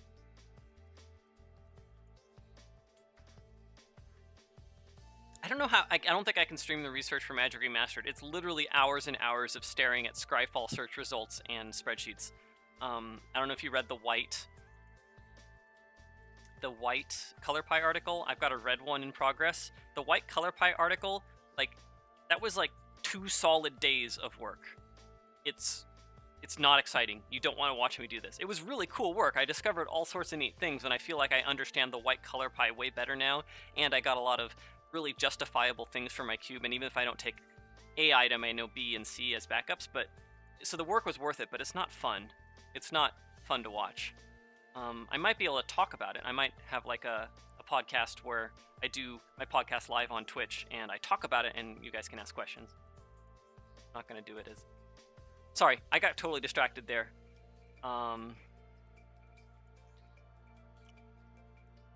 Sure, maybe I could do it as a work session. Sorry, let's move on. Let's try not to bog this down too much. I'm getting terribly distracted. I hope people are enjoying watching this, because I'm not trying to go too far off the deep end, but I'm going to end up going off the deep end anyways because I like chatting with people. Design 3, Amthin Soothsayer. This is our blue common creature without evasion. Amthin Soothsayer is a 2/U creature salamander shaman, 2/3. You may have Amthin Soothsayer enter the battlefield tapped if you do scry 1. That's an interesting thing to do. I've never thought about that. So you either get a 3 mana 2/3, which is Tolarian Scholar. It's a serviceable card you stick in your deck, but you're not super excited about it. You don't want it. You play it because you have to. And then, assuming you're not desperate to block, it scries 1. So most of the time this is just 2/3 scry 1, which is... I think that card's balanced, if not slightly over the curve. And coming into play tapped is a little bit minor, and I see the mechanic makes sense. It's like my creature is taking a turn off to scry 1. This is interesting. There are limited environments where this line of text would be absolutely interesting. If you've got an environment where it's common for your opponent to be attacking for 2 on turn 2. This card in something like Dominaria would be way less interesting because you're just always going to do the thing. But I like it a lot. This is an interesting line of text. I'd like to see... This is something I'd expect to see on like 2 or 3 cards. This is the kind of thing where you make a few cards in the set that do that thing and it becomes kind of this little tiny minor mechanical theme. That when you have a weird line of text like this, you want to make sure it's worth it. You want to make sure that once your opponents have realized... Once your players have realized that this kind of effect is in the set, that they haven't wasted that effort, they know that phrase, and then they see the phrase a couple more times, and they get to piggyback on that, and then that thing happens more often, so that decision gets to be made more often, and so you've crafted an environment and gone off slightly in this other direction and made it slightly different. So I like that. I like that a lot.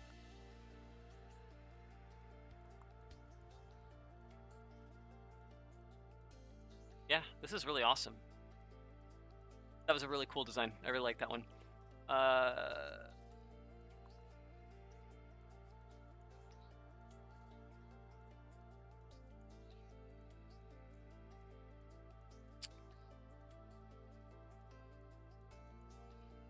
That's what I thought about Cube Miser. I've also thought about like just changing creature types and removing text. Like my line is I'm only allowed to remove text or fix creature types. But I don't know. Design number 4, Font of Eternities, Mythic Rare, 5 UU. This is our Mythic Rare enchantment, exciting enchantment. So 7 mana blue enchantment. At the beginning of your upkeep, you may choose a card you own from outside the game, reveal that card, and put it into your hand. Woo! Remember earlier when I was talking about how there's a about a dozen effects that we do about once a block because they're really splashy and you look for new ways to do it, and wishing is one of those, and this is wishing, and this is really a crazy take on wishing. I don't know how I feel about this. Like, this obviously you need at least 2 turns to make this really worth it. You need to 3 turns if you count the turn you cast this, because otherwise you would just cast a normal wish. You'd want Mastermind's Acquisition or whatever the black card is that is just 5 mana demonic tutor from outside the game. Presumably you're doing this to set up some sort of combo win over a couple turns, so the more I think about it, the more I don't like what this card does to the game. It reads really cool, and it excites me as, like, how can I break this card and what ridiculous things it's going to do, and then the more I go down the line, the more I'm like, the result is probably just not fun. The result is probably just I do the same thing every time, and this is going to end up to be 7 mana, win the game over the next couple turns. So this is like Approach of the Second Sons in blue in a lot of ways. You know, maybe sometimes I first go get a mass removal spell so that I don't die, and then I start comboing off. I do not want to play against this. This doesn't sound... This sounds like a control deck's wet dream as far as win conditions go. If I play this on 7, it's like Approach. This is just Approach. This is blue Approach. I play it on turn 7. If I don't die, the game's locked up. We're done. A little bit different. I don't gain 7 life. Instead, I'm setting up for next turn. Okay. Now, art-wise, this does not feel like what this card is doing, unless you're trying to say that this magical spa over here has given me the access to wish for this creature. This art is a bit weird. Like a paradise of dinosaurs, maybe? Okay, it's a bit of a stretch.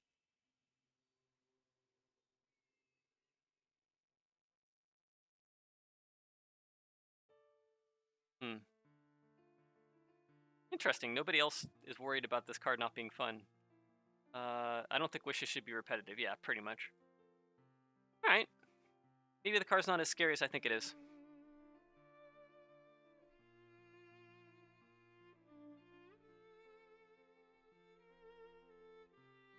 Wishing for more wishes. Yeah, I mean... Okay, so... Chat has a good point. 7 mana cards can win the game. That's fine. Yeah, okay. I'm a little bit more okay with this card, considering it costs 7 mana. I didn't quite think about it that way. It wins the game in a very slow, drawn-out, torturous kind of way, which is totally a blue thing. That's what blue does. Blue wins games very slowly and torturously. You'd think black would do that, but that's blue. Alright. Alright. Maybe it just isn't my kind of card. Design number 5, Priest of Fear. This is our black common with an activated ability. 1B for a human cleric 2/2. Tap, put a -1/-1 counter on Priest of Fear. Target creature gains menace until end of turn. Activate this ability only when you could cast a sorcery. So we've got more -1/-1 counters, which now that I've seen the blood in the art makes total sense why multiple people went to the -1/-1 counter theme. So the ability's a little bit weak. It's kind of a way to get in late game, but it's a 2 mana 2/2, so abilities on it are gravy. So you play this card because it's a 2 mana 2/2, and then later on you get this activated ability as kind of a way to get in a last couple hits. It's kind of cool. I don't know why it's activate only when you could cast a sorcery. That text seems extraneous to me. Is there some corner case I'm missing where giving menace mid combat? I mean, rules questions, maybe it's just a little bit weird from a rules perspective to confuse people, but I don't think it's that weird or confusing. Lord of the Lord in Innistrad, or sorry, the Lord in Amonkhet for zombies did that. It could do it at instant speed. Yeah, I don't know why that line of text is there. From an art perspective, a little bit of a stretch, but I get it. It's you're making a sacrifice and doing something scary, so that's fine. This card's fine. It's very serviceable. This card does a thing. Obviously, it means you have -1/-1 counters in your set. It's probably a semi-aggressive set, otherwise a 2-mana 2/2 with a late-game push-through ability wouldn't be that great. I like it. It's a creative mix of early and late game. Yeah, I like this card a lot, actually.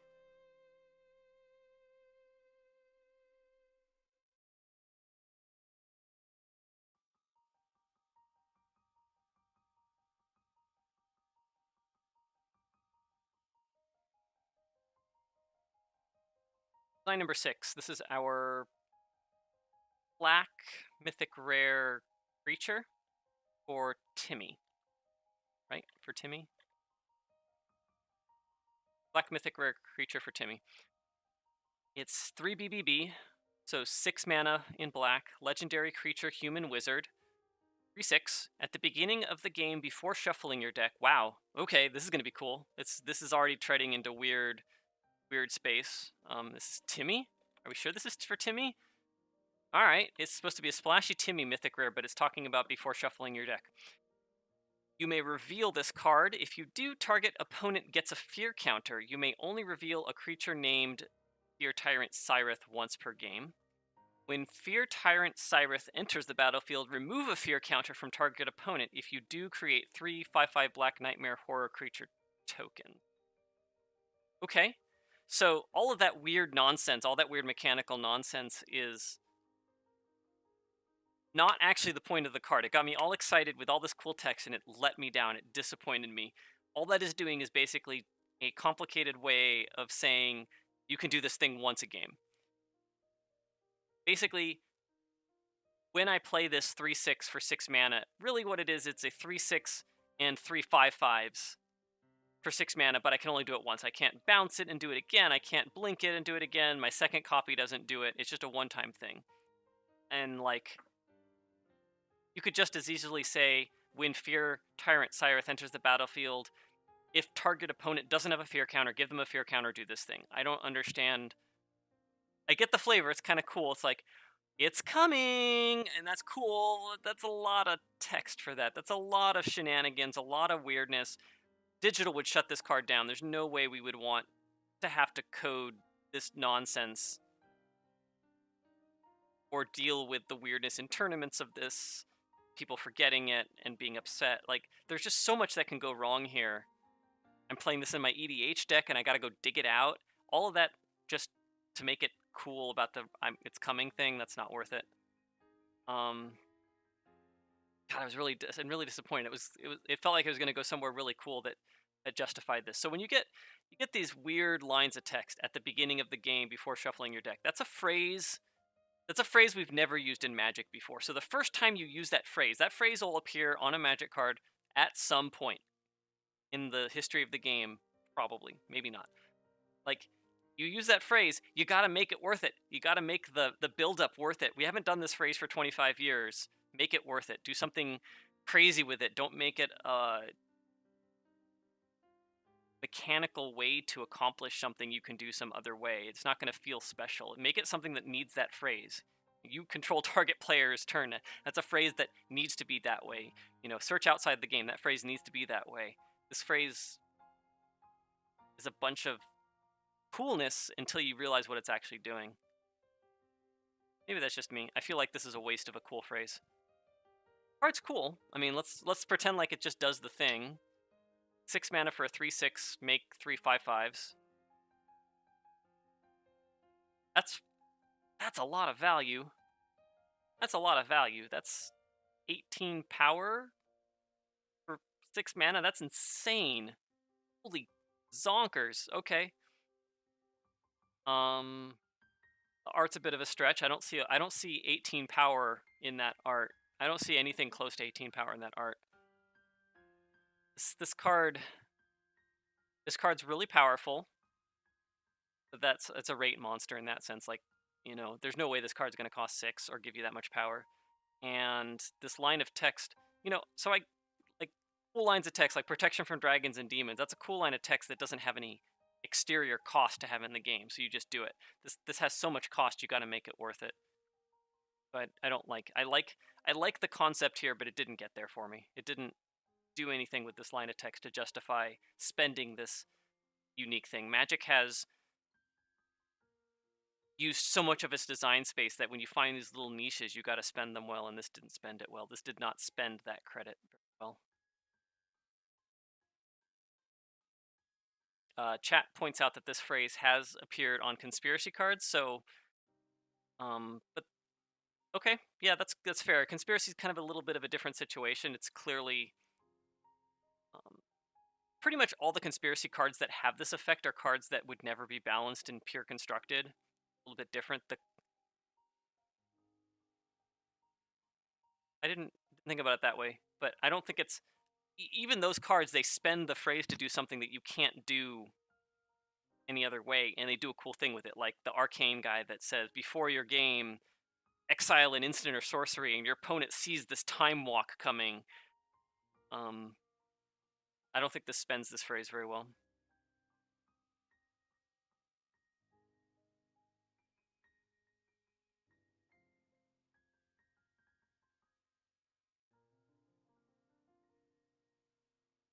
Yeah, pretty much all the same stuff. Okay, so this is our uncommon red creature that has 4 or more mana.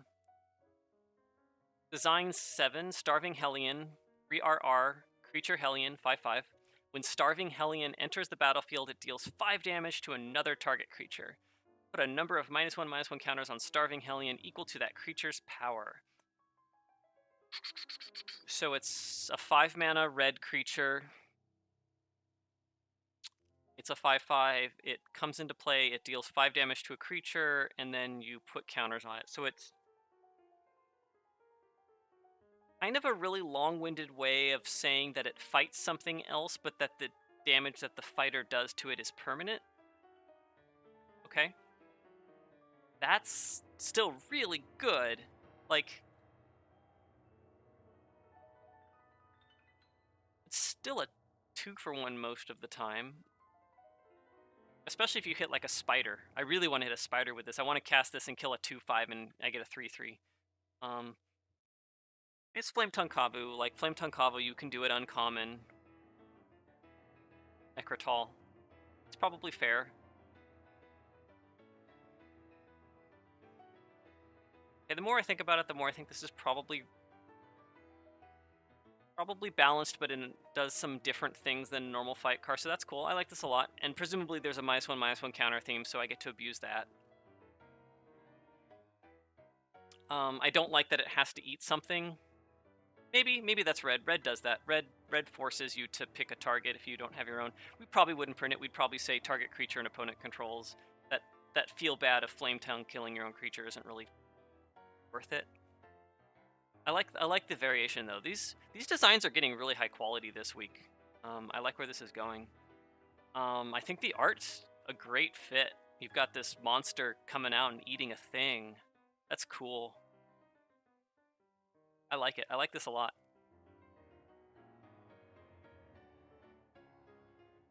Design 8. This is our red instant sorcery Johnny style rare. That's an interesting. Are we summoning demons or something here? This is going to be a summon spell of some sort. Azazug's Whim. Oh, that's a great name. Azazug's Whim. XR instant. Until end of turn, when a source you control would deal exactly X damage to a permanent or player, it deals double that damage to that permanent or player instead. What?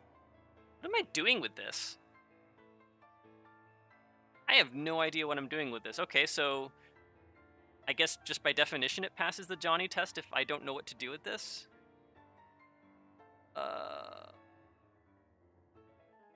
It seems like it would be... It seems expensive, and it seems like it mostly does a Timmy thing. Like, because there's cards that just double all damage for the turn. They cost like 3 mana, 4 mana. 5 mana at the most, Furnace of Wrath, I think. And when am I doing this for any number that isn't reasonably big? I don't know what to do with this card. It's very weird. I don't know when I would ever use this card. So it passes the Johnny test there, but like the more I think about it, I don't know what I could even do with this card that excites me, because red has doubling effects that aren't nearly this narrow, and this is never gonna cost... Like, I kind of want it to be like 2 mana and then I just pick X. You know, let it be like I made my whole deck do 3 damage and I get to do this thing. I also don't get the art. It's got this demon. Why is the demon doubling my damage? This card, you know, maybe there's Johnnies out there that think this is cool and want to do this thing. This doesn't feel like a thing I want to do. I can't figure out how to make this do a cool thing.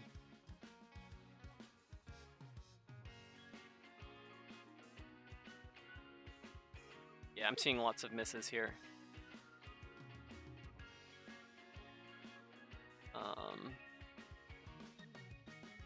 Ferocious Growth. This is our non-creature common for limited.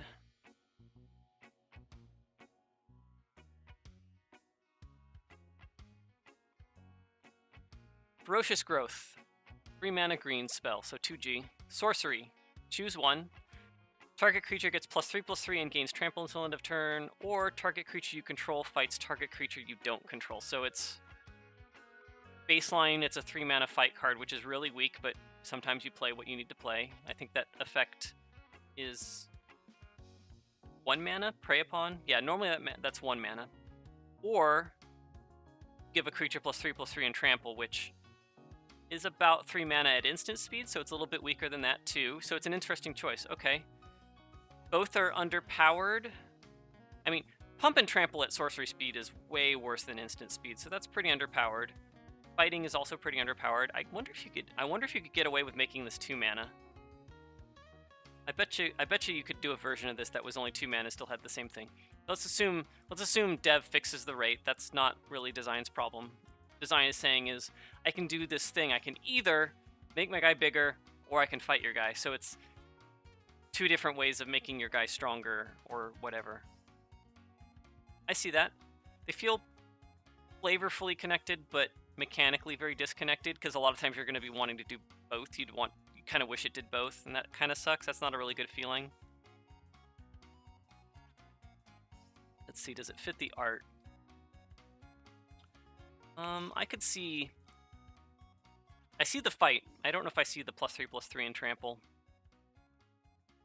Maybe. It doesn't seem like it's getting that much bigger.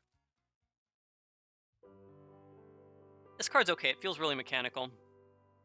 I feel... I see how they're both kind of telling 2 sides of a similar story, but they don't quite fit together to me. And normally you're going to be disappointed that you can only do 1. Yeah, this feels pretty mechanical.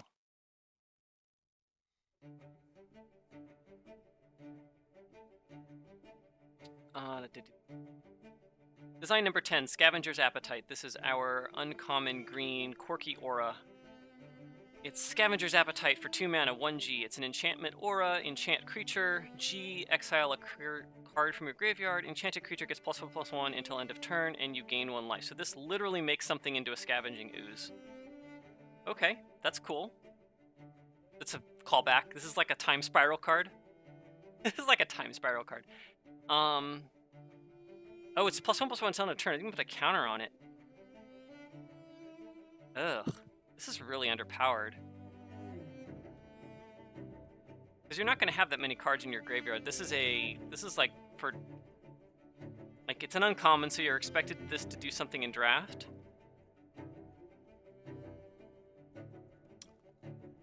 Why am I only exiling cards from my graveyard? This just... I see the flavor. The flavor makes sense. You've got this oozy-like thing eating dead things and swords and stuff, but it's still a bit of a miss even there. This doesn't feel like an aura. Like, what's the aura enchanting? Where's the enchanted creature there? It's just a blob. I don't see a creature being enchanted. But besides that, this card is really weak and weird. I don't see what this card is doing. It's quirky. I'll give them quirky. But I don't ever want to put this in my deck. It just doesn't do enough. It doesn't even come close to doing enough. If it gave counters, maybe? And then it would be an actual Scavenging Ooze callback, so that'd be cool. I don't like it.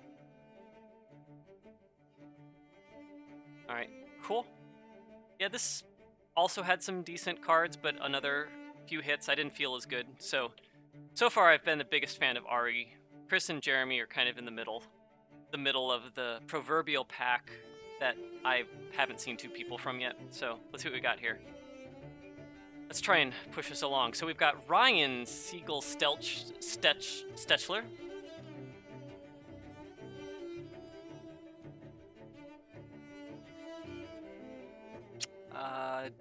Okay, so here's our uncommon build around. Augmented Strike, 1W, instant. Creatures... It's an instant build around. Okay. 1W, instant. Creatures you control get +1/+1 until end of turn. Equipped creatures you control get an additional +1/+1 and gain lifelink until end of turn. Okay, yeah. That's pretty sweet. The equipment deck is a pretty common white build around theme, so no points for, like, finding a new niche. But it's a theme for a reason. It's definitely a thing white likes to do. Falling off, there we go. And definitely my equipped creatures are the ones that I want to give lifelink to, because they're hopefully smashing for a lot. So the real question is this going to be worth it in normal situations where I probably have 1 equipped creature, maybe 2 at most, but kind of 1? Is that a build around at this point? That's a stretch for a build around. I kind of wish it at least said equipped and enchanted creatures you control. Give it that extra little oomph. I see what's going on here, though. You've got this... The art's great. The art shows the equipment getting stronger, and I see, like, the +1/+1 here and the other +1/+1 here. That's great. The art's perfect. In my opinion. I'm sure someone has a problem with this. It's a little bit weak for a build-around, but it's a little bit weak in it being a build-around, but the card is fine. Creatures you control get +1/+1, and a little bonus is fine for this mana cost. This is usually a common effect, but it can be an uncommon. Yeah, not a whole lot of creativity here, but everything matches up really well, so I like this a lot. Yeah, see, card is not a build around, it's a combat trick with minor upside. Cards that give player a clear direction.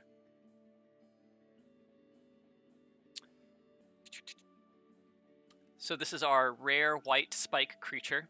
Temple Guardian, WW. Apparently this dinosaur right here is our Temple Guardian. Creature Beast, 2/2. Players can't pay additional or alternative costs when casting spells. Sweet!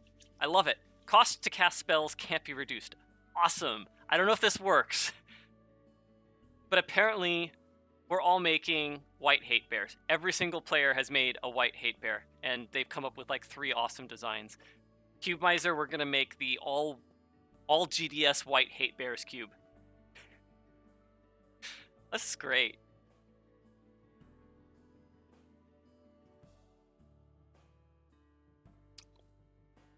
This is great. I love it. I don't know if it works, but it's just assuming it works. This is a really cool.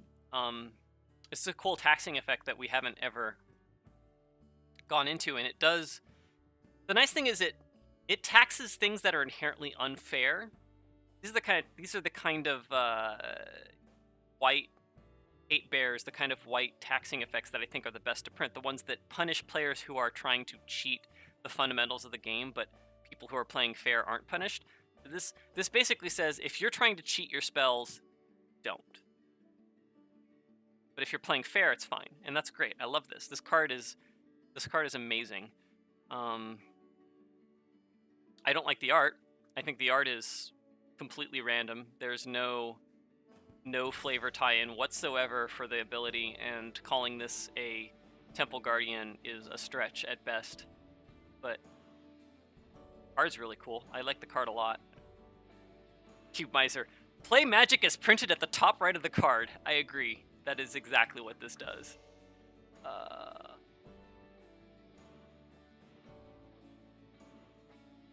Quinn Cognito. You could never print this card as written. Why is that? I mean, yeah, you can't play... Tormenting Voice is a good point. You can't pay additional costs for things like that, but I think that's fine. I mean, it stops a few random cards. That's fine. And maybe you don't do the additional. Maybe that hoses Kicker and hoses enough things that's okay, but can't pay alternative costs and spells costs can't be reduced would be fine. Oh, Chad is pointing out that this plus Thorn of Amethyst, all spells cost 1 additional. Yeah, I think the additional part, now that we're thinking about it, the additional part has to come off.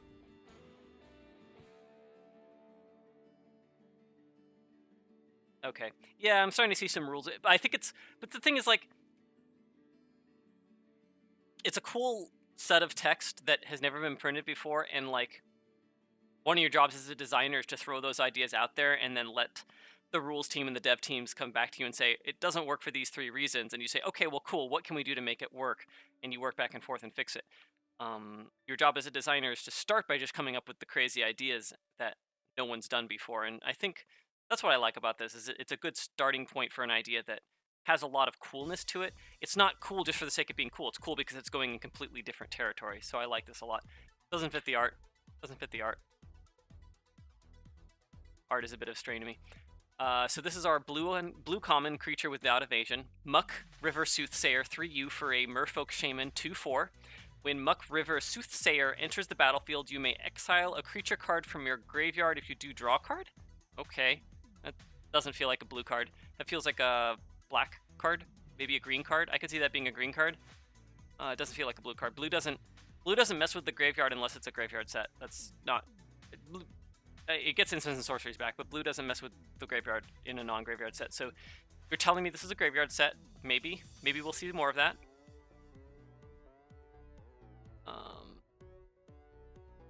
Just from a balance perspective, I think that's reasonable. Your base rate is 4 mana for a 2/2 to draw a card, so you get a couple extra points of toughness in exchange for not being able to cast this on curve sometimes. It's probably going to be reasonably easy to cast in an average environment on turn 4, maybe 5. Yeah, this is not... My main issue with this is not a blue card.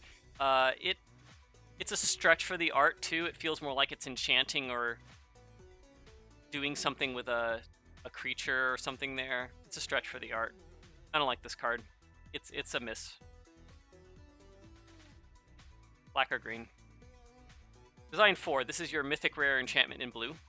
Stolen Future for, wow, 5 UUU. Okay, so this is going to do something really crazy. 8 mana in blue. Stolen Future. Enchantment. When Stolen Future enters the battlefield, exile the bottom half of target opponent's library. There's a phrase. Okay. That's a really cool phrase. Without reading anything else, I'm going to say, I hope this pays off. And it's either it pays off and it's awesome just because of that phrase, or it doesn't pay off and I'm very sad that this phrase gets to be exiled to somebody's library for later. When Stolen Future enters the battlefield, exile the bottom half of a target opponent's library, rounded down in a face-down pile. Play with the top card of the pile revealed. You may play the top card of the pile. 2U, put the top card of the pile on the bottom of the pile. What the heck? Oh my god. Holy crap, this is doing some really cool stuff. So the bottom half, like, whatever. It being the bottom just means I'm not touching whatever they recently scried, but, like, that's a cool card. I really like that card. I'm not sure if it's a good card. I'm not sure if it's a fair card or a fun card, but it's really interesting. Okay, so I'm going to follow my own rules. Let's not be interesting for the sake of interesting. Can this be turned into something? It's a good card. So it's like a weird future sight. Gets all the card advantage of future sight, but off my opponent's library, so I'm using their lands to then cast their spells.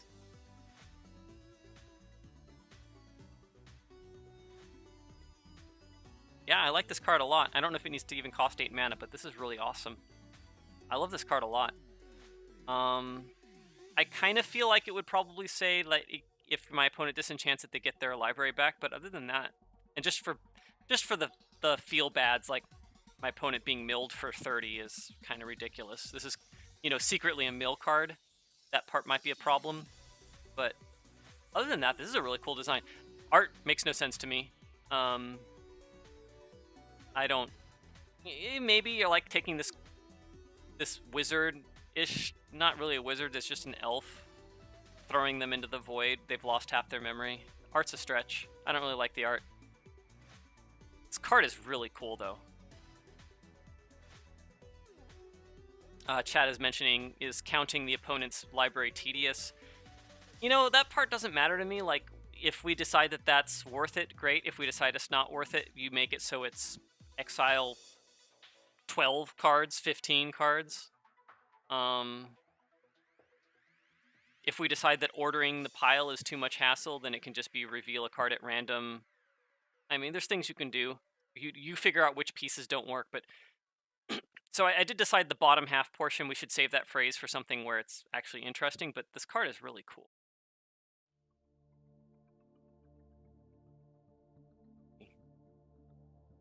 Art is a total miss. Very interesting design, though. Yeah, it has logistical issues, but I think that's a case where the card actually makes the logistical issues worth considering because it does a lot of cool things that are new and interesting. It's mixing existing effects in a new way. It's Future Sight's been done before, Cast Your Opponent's Stuff's been done before, but you've never really done it together. And in order to do Future Sight on your opponent's library, you would have to exile the cards, because otherwise you've got priority fights. And so Future Sight on your opponent's library is the thing I want to see, and if that's how you do it, that's cool. However you do Future Sight on your opponent's library, that's what I want to see. So this is our black activated ability common. Psychosis Weaver common, 2B for a human wizard. It's a 3/1. 3BB, tap and sacrifice. Target green or white creature deals damage equal to its power to its control. What? This is... So, I don't even understand, like, what? So, like, the base rate's fine. It's a 3-mana 3/1. I mean, it's a little underpowered. I would expect normally a 3-mana 3/2 with a minor ability. But why would I... What? It's like a weird lava axe that only works if my opponent is playing those colors. And it works in a weird way that's targeted and slow, and I can do it at instant speed. I don't know. There's nothing here that's good. This is... I don't get this card. It's a bit of a stretch for the art, too. I don't get it. I don't like anything about this card at all.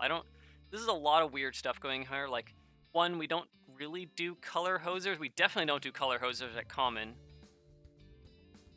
Even in color matters sets, we try to make the commons not care about what your opponent is playing. You don't want your draft commons, especially cards that you're going to be playing main deck, like 3-mana 3/1s. You don't want your main deck commons to be wildly different in what they do based on what your opponent is playing. That's not fun Magic. That's just adding extra randomness that is feel bad for both sides. My opponent's doing the thing and they feel bad, or they're not doing the thing and I feel dumb. And this is a weird ability that sometimes does nothing and sometimes just wins the game. And it's expensive. It makes sense to be expensive. It's Lava Axe, but this is just a package that makes no sense to me. I don't like this at all. It's really weird, too, because you can, like, block the white or green creature and then sack this. Oh, this is... I don't like that card.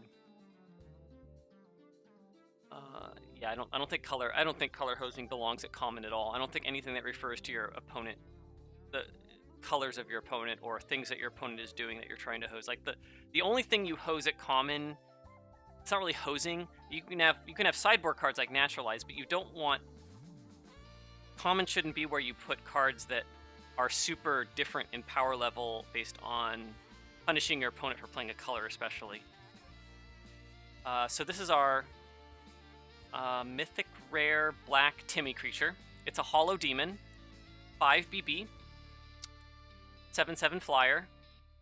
Okay, reasonable. When hollow demon enters the battlefield, choose target non-demon creature, destroy all other creatures that share a creature type with that creature. Okay, sure. That's definitely very Timmy. Does a big thing. Does a big, massive thing. It destroys probably all of my opponent's creatures. in a lot of formats, or a large chunk of them otherwise.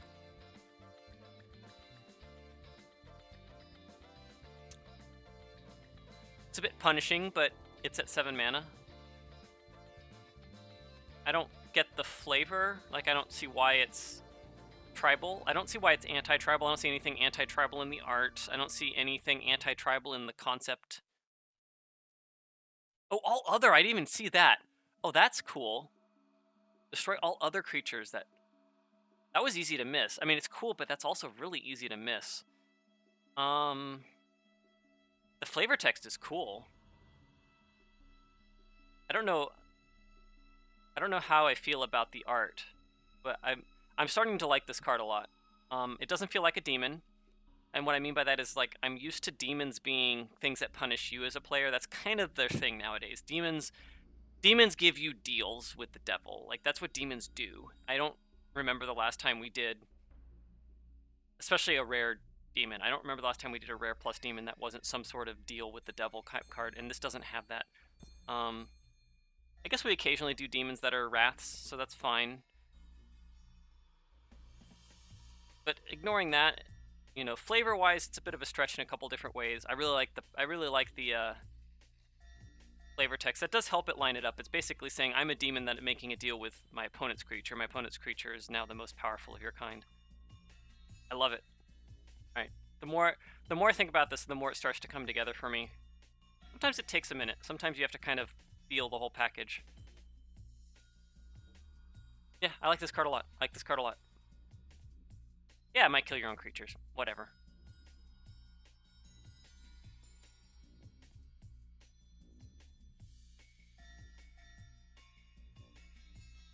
So interesting. Like, Melissa and Maro had the same comment that I said about the text, where I felt like the other was easy to miss.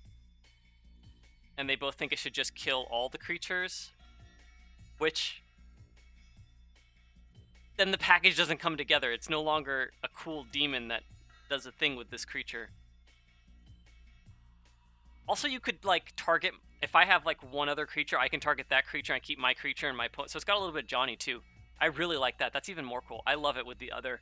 I would try to word it in a way where the other was much more clear, like, destroy all creatures that share a creature type with that, or choose target non-demon creature. That creature gains indestructible until end of turn.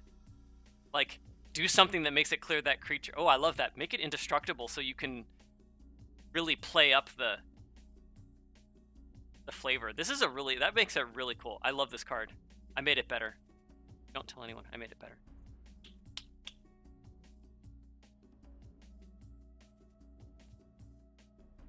Is that a good hot fire, Silver Jesu?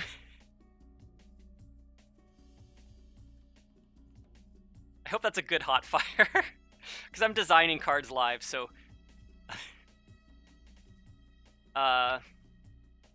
Wormtongue Hellion. This... Except the Chosen One. If we could write that, that's awesome. Destroy all creatures of that type except the Chosen One. You can get that... Oh my god. The best design ever is when the rules text actually, like, tells an actual English story. If you could fit the Chosen One on there, if that's allowed, that'd be perfect. Reminder text, the Chosen One still lives. You guys are great. I love it. Uncommon, red. This is our 4 mana or higher creature. Uncommon, red. Wormtongue Hellion, 4/RR creature Hellion, 6/6 reach. 2R : target bird, drake, or dragon attacks this turn if able. What? What is this freaking time spiral? Does it also have tap, regenerate target something or other? Regenerate target spider, rat, or elephant? What is this card?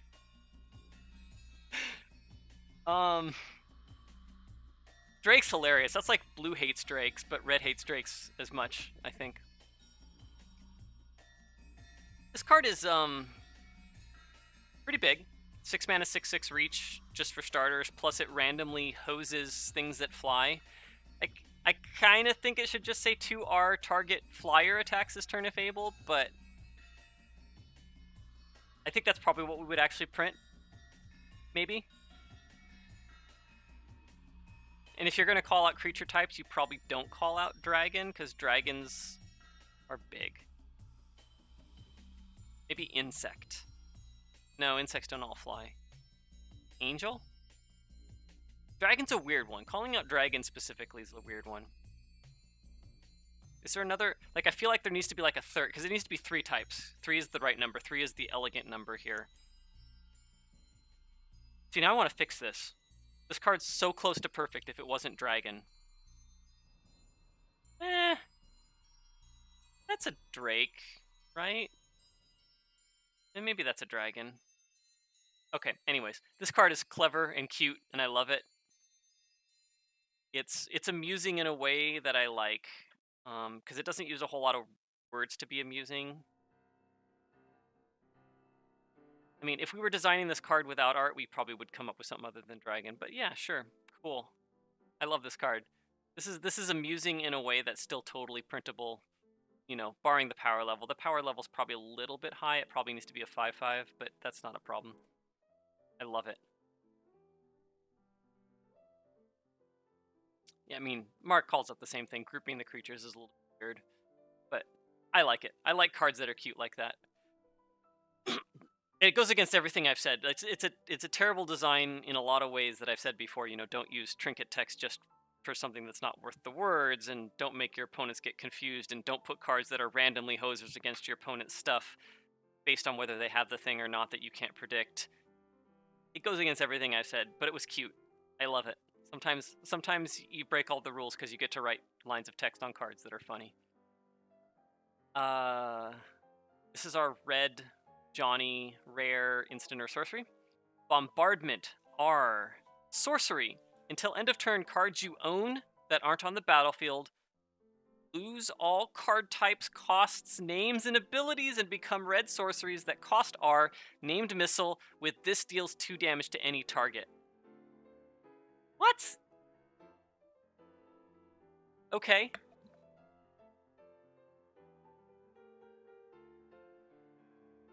I mean, this is weird. I don't know what to do with, like, so obviously level 0, this is just R, discard a card, deal 2 as many times as you want. And that's kind of boring. Like, the baseline is boring, but as a Jenny, I'm trying to figure out what I would do with this card. Like, it feels like there's other things you can do, even though they lose all their... I can't think of anything, though. That's the problem. I can't think of anything else you can do with this card other than just pop things in the head. And that makes me sad. This is so close. It makes me want to feel like there's something you can do with this.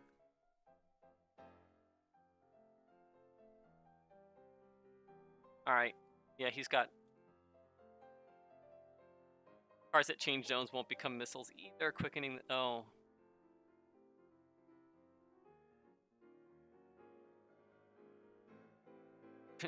I love this.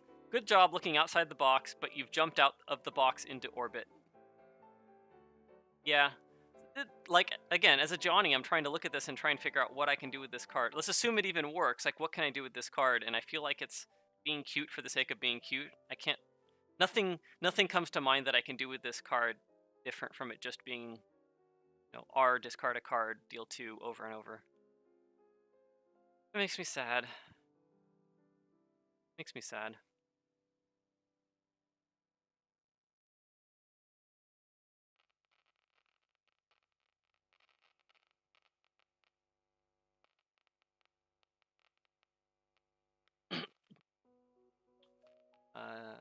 Line 9. This is our green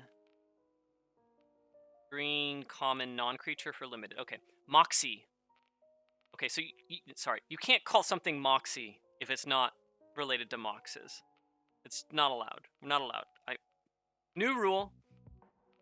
You're not allowed to have Mox in a name if it's not a Mox. This is not a Mox. There's no Mox about this. Moxie, 1G. Instant. Put a +1/+1 counter on target creature. It gets +2/+2 until end of turn. Yeah, I'm surprised we haven't done that before. I mean, I saw Eric's comment ahead. It's a little bit complicated for a common, but I think it's doable. I don't think it's unreasonable. I like this a lot. This is a really neat trick. This is a clever line of text, but it's clever in a way that, like, the benefits there. The clever is giving you a thing that's obviously it's going to play way differently than other tricks we've ever had. I like this a lot. This is really cool. I don't know if it's the art. I mean, the art obviously is some sort of pump spell as a baseline, but it's kind of weird with the Hulk hands. I don't know. It's got these, like, Hulk hands going. They're, like, kind of in motion. Do you see that? Okay. Yeah, this card's fine. This card's cool. Really neat trick. Let's see that print. Okay, so this is our uncommon quirky aura. Blessing of Fertility, G. Enchantment, aura. Enchant creature or land. That's a combination. Enchanted permanent has tap, add 1 mana of any color. Sure. 2: attach Blessing of Fertility to target creature or land. This is just not worth it. I'm sorry. Like, it's quirky, but you'd never play this card. Like, why would you play a card that mana fixes but doesn't give you anything for its own value? We don't.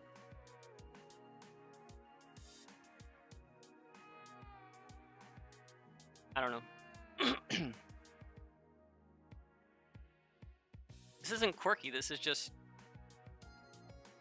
a way more complicated version of cards that we don't want to print anyways, because they're terrible. And when we print them, we tell people not to use them because they're terrible. Ugh. I don't have much to say here. I mean, I get that it's a, the art's a stretch. Yeah, the art's a stretch too. This is like a tracking creature or something. They're not adding mana. This is 100% miss for me.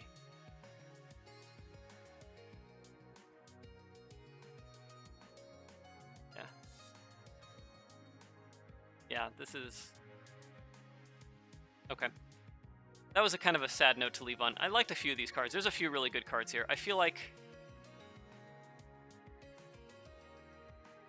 But there were some pretty big misses. I feel like Ryan was much more divisive.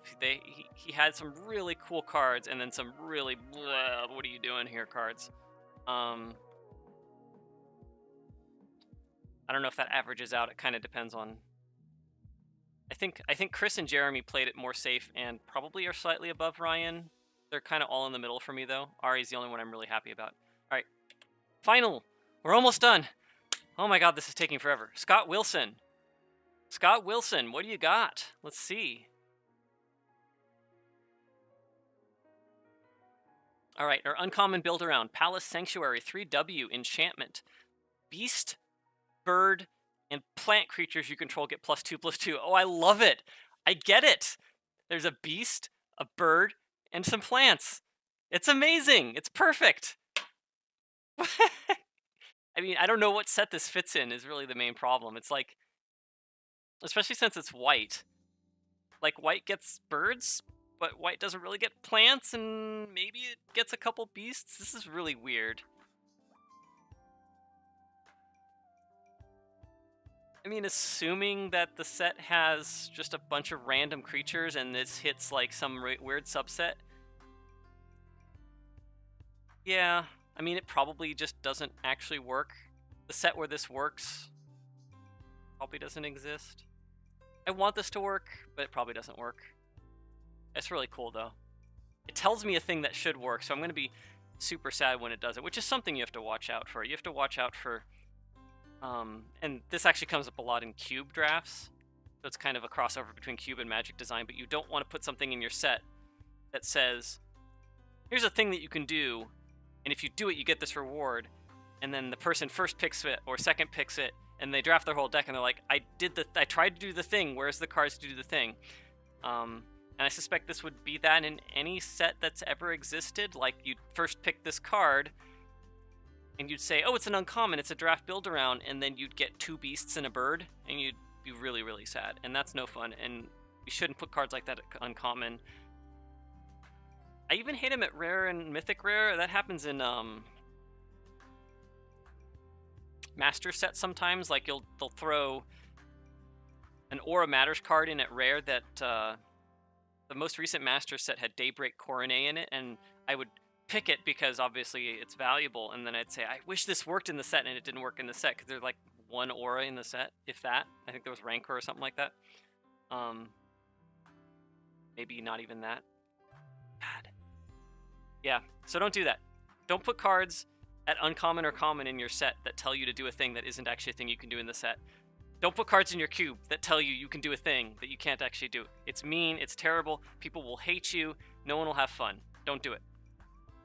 This card does that, probably.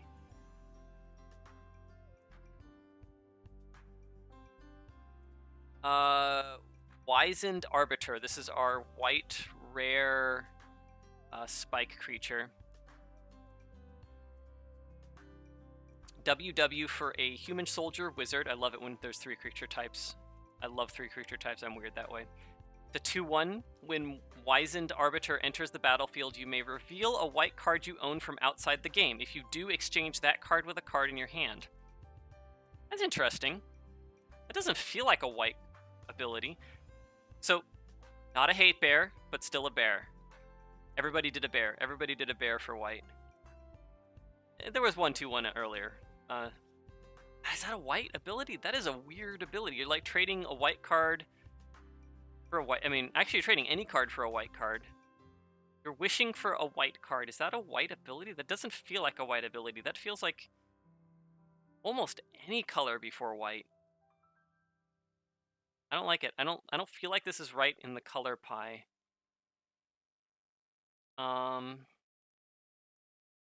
Doesn't feel white. This feels not white.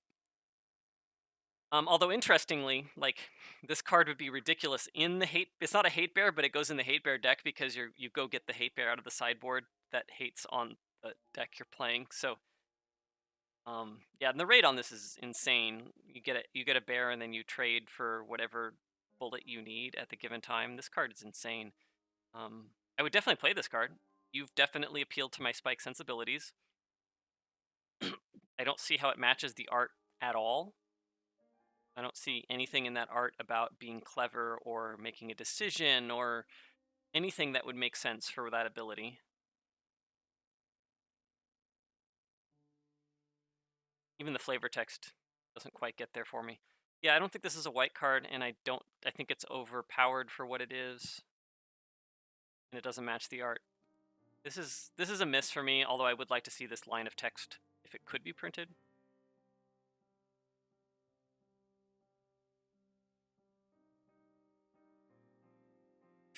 Eric, this is so far off on power level, I am very distracted from how to fix it.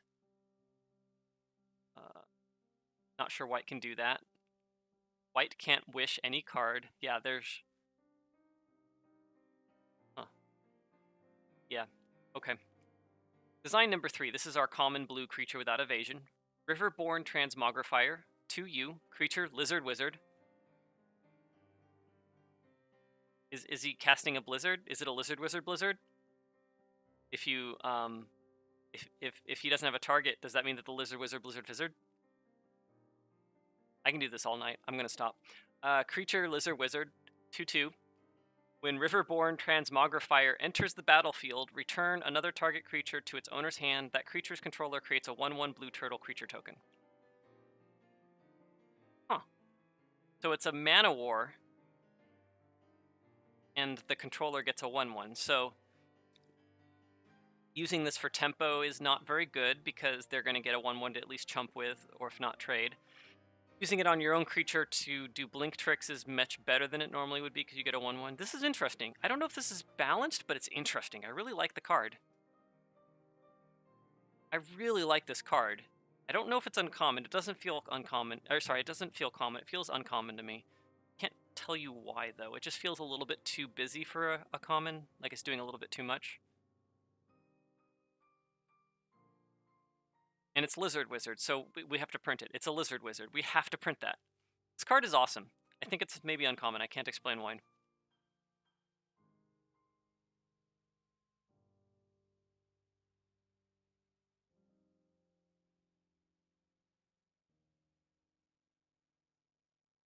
Everybody calls out the Lizard Wizard. I love it. Or not everybody, but a number of people. Cool. I love that card. Let's print the Lizard Wizard now. Design for Wisps Between Worlds. This is our blue mythic rare enchantment, and it costs only a single blue. So I'm excited. What am I doing for just 1 blue mana? 1 blue mana for an enchantment. 1U : target player exiles the top card of the library. Okay, so far it's just a bad mill. 3UU, exile this card. Put target exiled permanent card onto the battlefield under your control. Jeez, okay. I don't know if that's mythic, but it's definitely rare. It's at least rare. So I get to kind of... Oh, it's just target exiled permanent card. It doesn't have to be exiled by wisps. That's easy to miss. That's really... I wonder if that's even on purpose. I have no idea. I don't know if that's intended or not. Let's assume it is. I would even consider reminder text. So that makes it cool. I like that a lot. Just doing things with cards in exile. No, I don't like it. I hate messing with exile like that. I don't like using exile as just another graveyard. We don't do it very often. Maybe this is in that realm of doing it, but it's certainly not something you want to do very often, because then it just... I don't want to ever get to the point where exile is just another graveyard. We have to be really careful about that, and this comes close. Comes really, really close.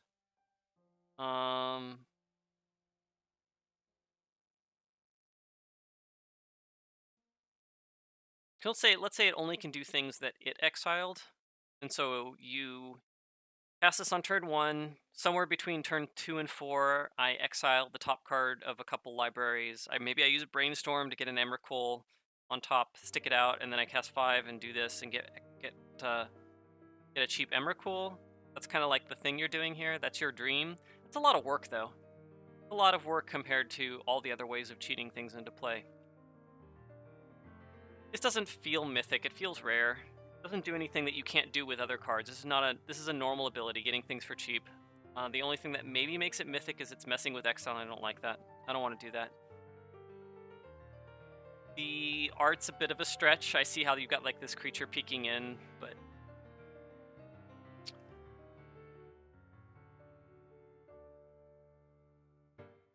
yeah. This is not that great. It doesn't do any... It uses abilities in a way to mix and match to create an effect that we do all the time, and it doesn't do anything new to do that.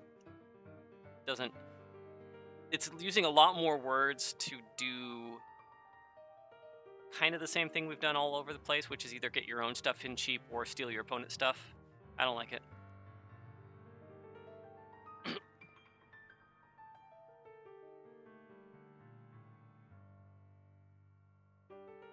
Everybody else is talking about how it's an interesting milling card that then does this other thing as well. Maybe there's a different way of playing with it. Maybe it is meant to be a mill card first. I didn't even think about that.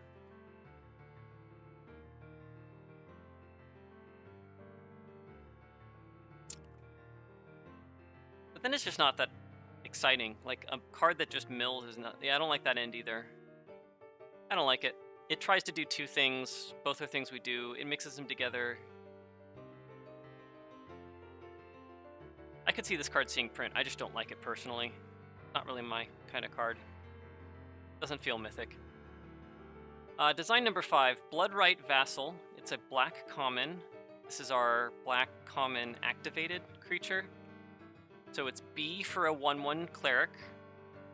1B : Bloodright Vassal gets +3/+3. Wow, +3/+0 until end of turn. That's a big pump. What are we doing? Activate this ability once a turn. Okay. Sacrifice it at the beginning of the next end step. Okay, so... interesting. So I can suicide this 1 time. Probably because I'm trading it. Probably... or I'm killing you. That's really interesting. Is that good enough to make a 1-mana 1/1 playable? Because 1-mana 1/1s need a lot of juice to play. I think designing a good 1-mana 1/1's a really hard skill. You've got to make it enticing enough to make it worth playing those 1-mana 1/1s, but not so crazy that it's just bonkers, because it's really easy to go over the top and make Llanowar Elves, which is obviously printable, but You don't want to do that all the time. Interesting. I like it. I don't know how to feel about this. This does something that I've never seen before, so I don't know if it's any great.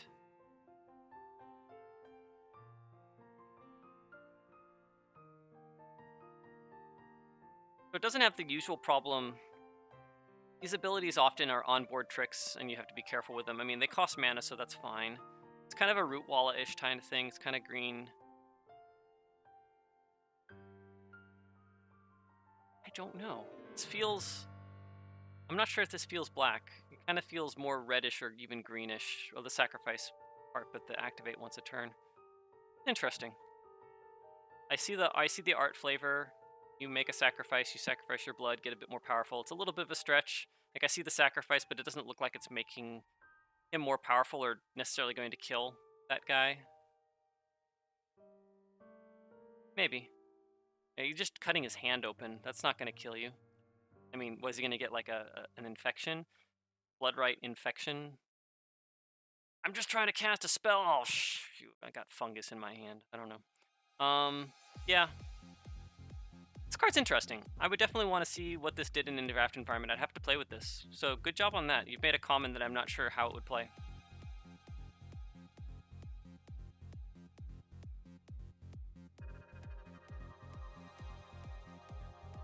So this is our black mythic rare Timmy creature.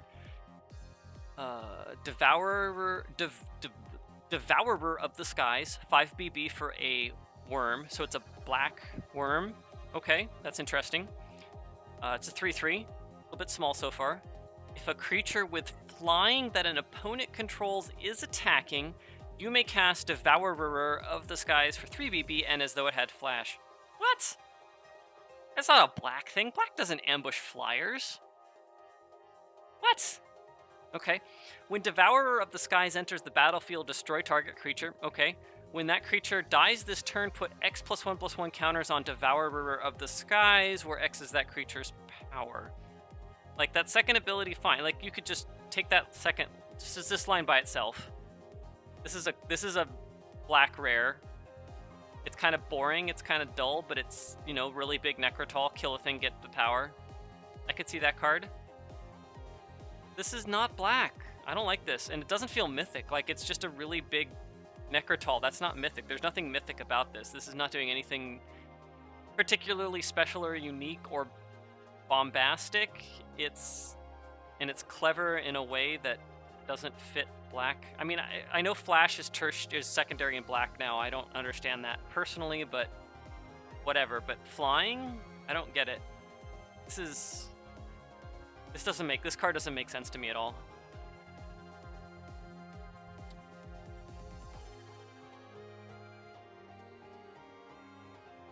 Chat points out that this is Phyrexian Ingester, which, yeah, it is. You know, it turns out when you make 25,000 magic cards, you have some duplication. And I think Phyrexian Ingester could be a black card and still be justifiable. But yeah, it's not. There's nothing here. This is nothing. This is weird.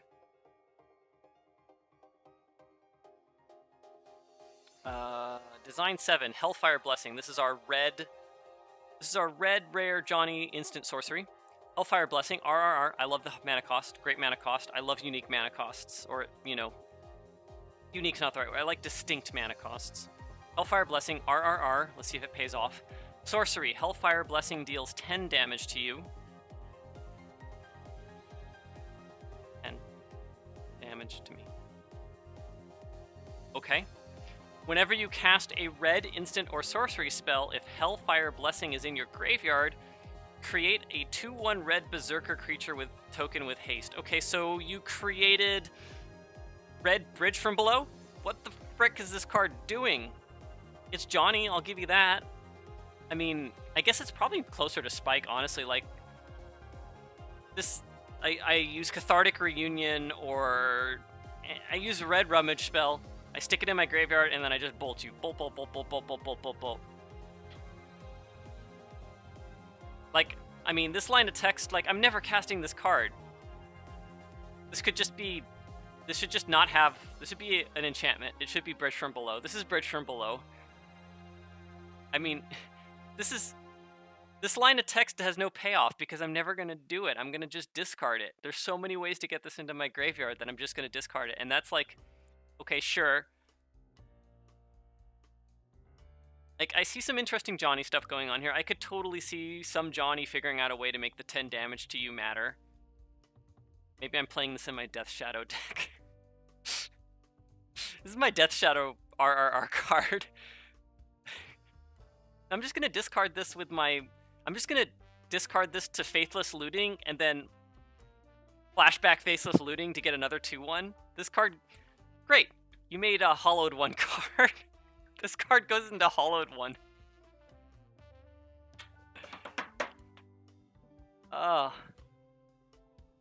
No, I mean... I don't... This card's hilarious. This is a great attempt, but this card is... I love this card, but this line of text is baffling. I'm also not sure, like... The art is hilarious. So you've got... This is the demon that is blessing your Hellfire, and then you've got this silly little berserker running around.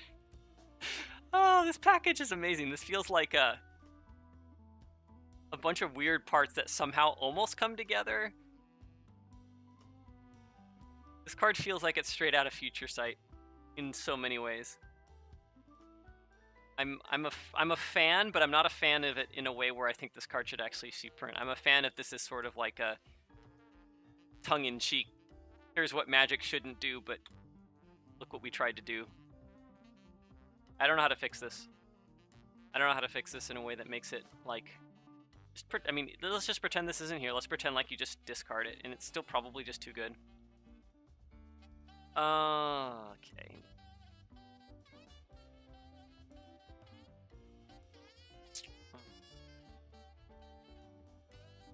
Alright. This is our uncommon 4 mana or greater creature. Shock Goblin, 3RR. Okay, that's a goblin. Sure. It's a bit green looking, but sure. With a Minotaur in the front. 3RR for a Goblin Warrior 4/2. Whenever Shock Goblin becomes blocked by a creature, it deals 2 damage to that creature. 2R, target creature blocks Shock Goblin. Give me a hug! Give me a hug! Oh, it's great flavor text. Look at that. Give me a hug. It's Blanca. Oh my god. This is great.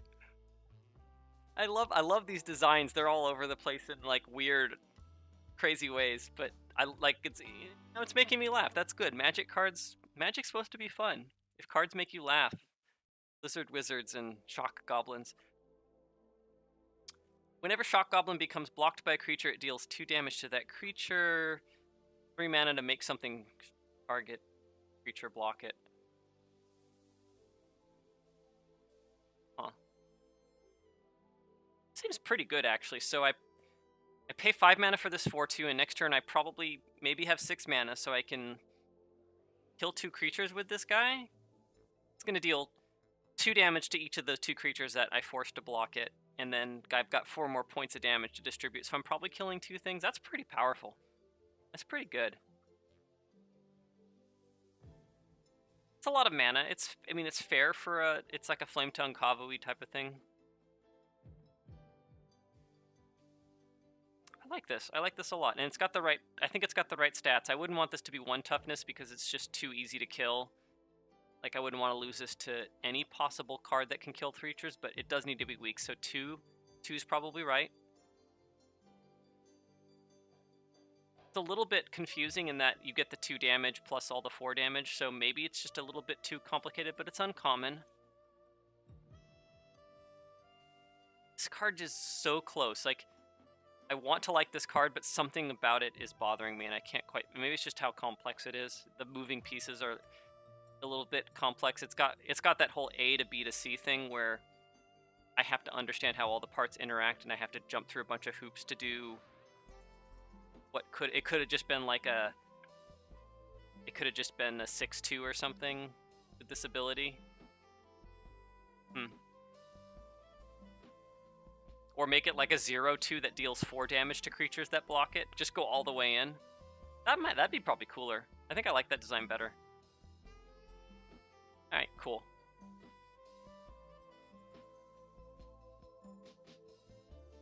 Oh yeah, and the art, whatever. It's Blanca. Design 9. This is our this is our quirky aura, our quirky green aura. Blobification, and it's got the blob, so we were hoping that was going to come. 1G.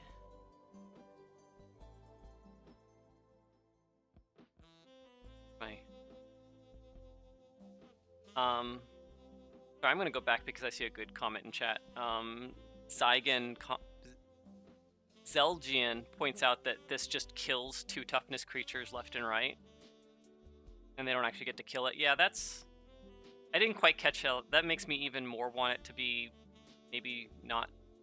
Yeah, that's not cool. That's a little bit too much potential to just completely create an untenable board state.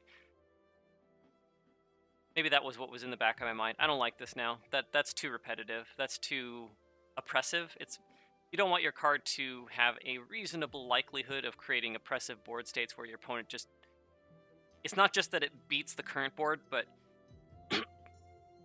you draw cards and you look at them and you're like, this does nothing. I just drew, I can't play this card, it does nothing. And I draw another card. I can't play this, it also does nothing. And that's no fun to just sit there and draw 2 toughness creature after 2 toughness creature and be like, I can't do anything with these cards because my opponent has an uncommon.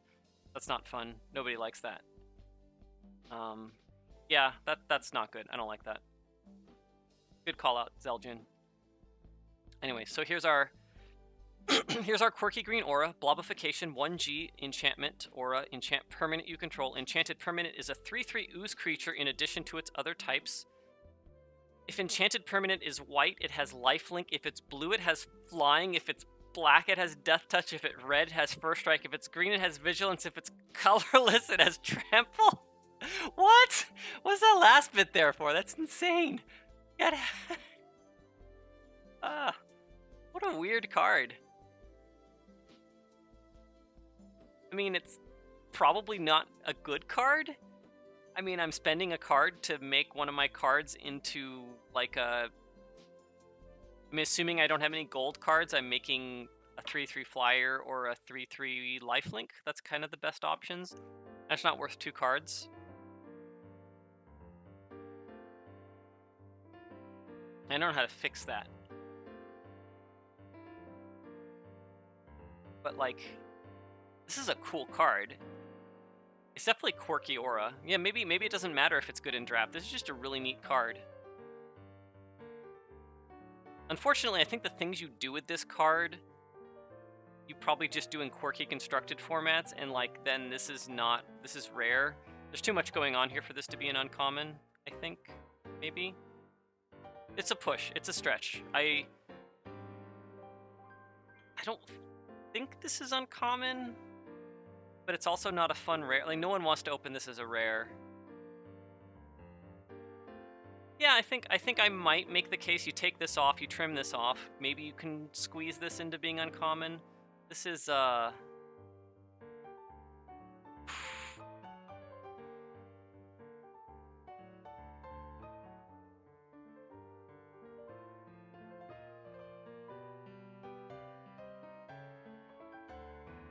would take the colorless part off for sure, and I think this would be fine then. It's pushing it for uncommon, but it's a really neat card.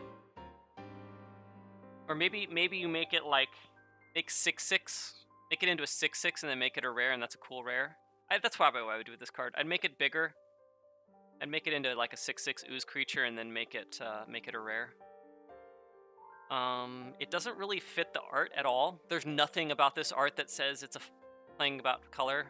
Like, I would expect to see a prismatic like art here. This art doesn't, nothing about this art works for me. It's got things being eaten, that doesn't happen. This art's a complete miss. I think it met the design challenge. It's a cool card, but it's just like a little bit off. It should be either bump it up and make it a rare, or find a way to make it feel like it's actually an uncommon.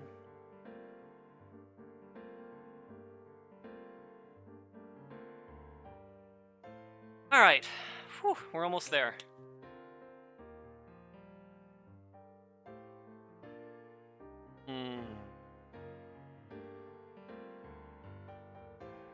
Oh, no, that's a good point. I'm going back for a second there.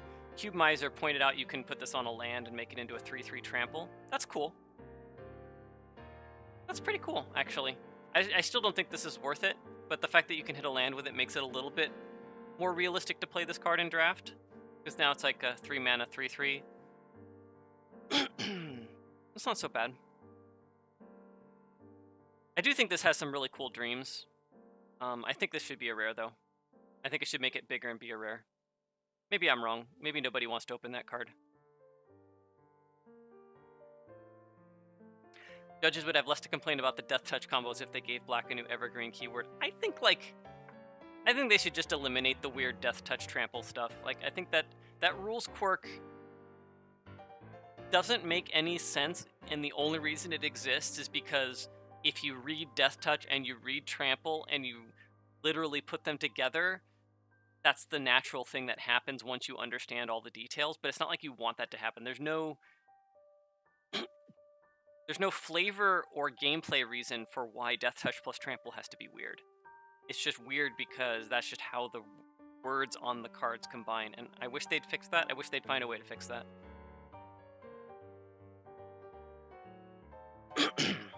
Secret of the Vine is our last card. This is our common spell for limited. Secrets of the Vines, 2G.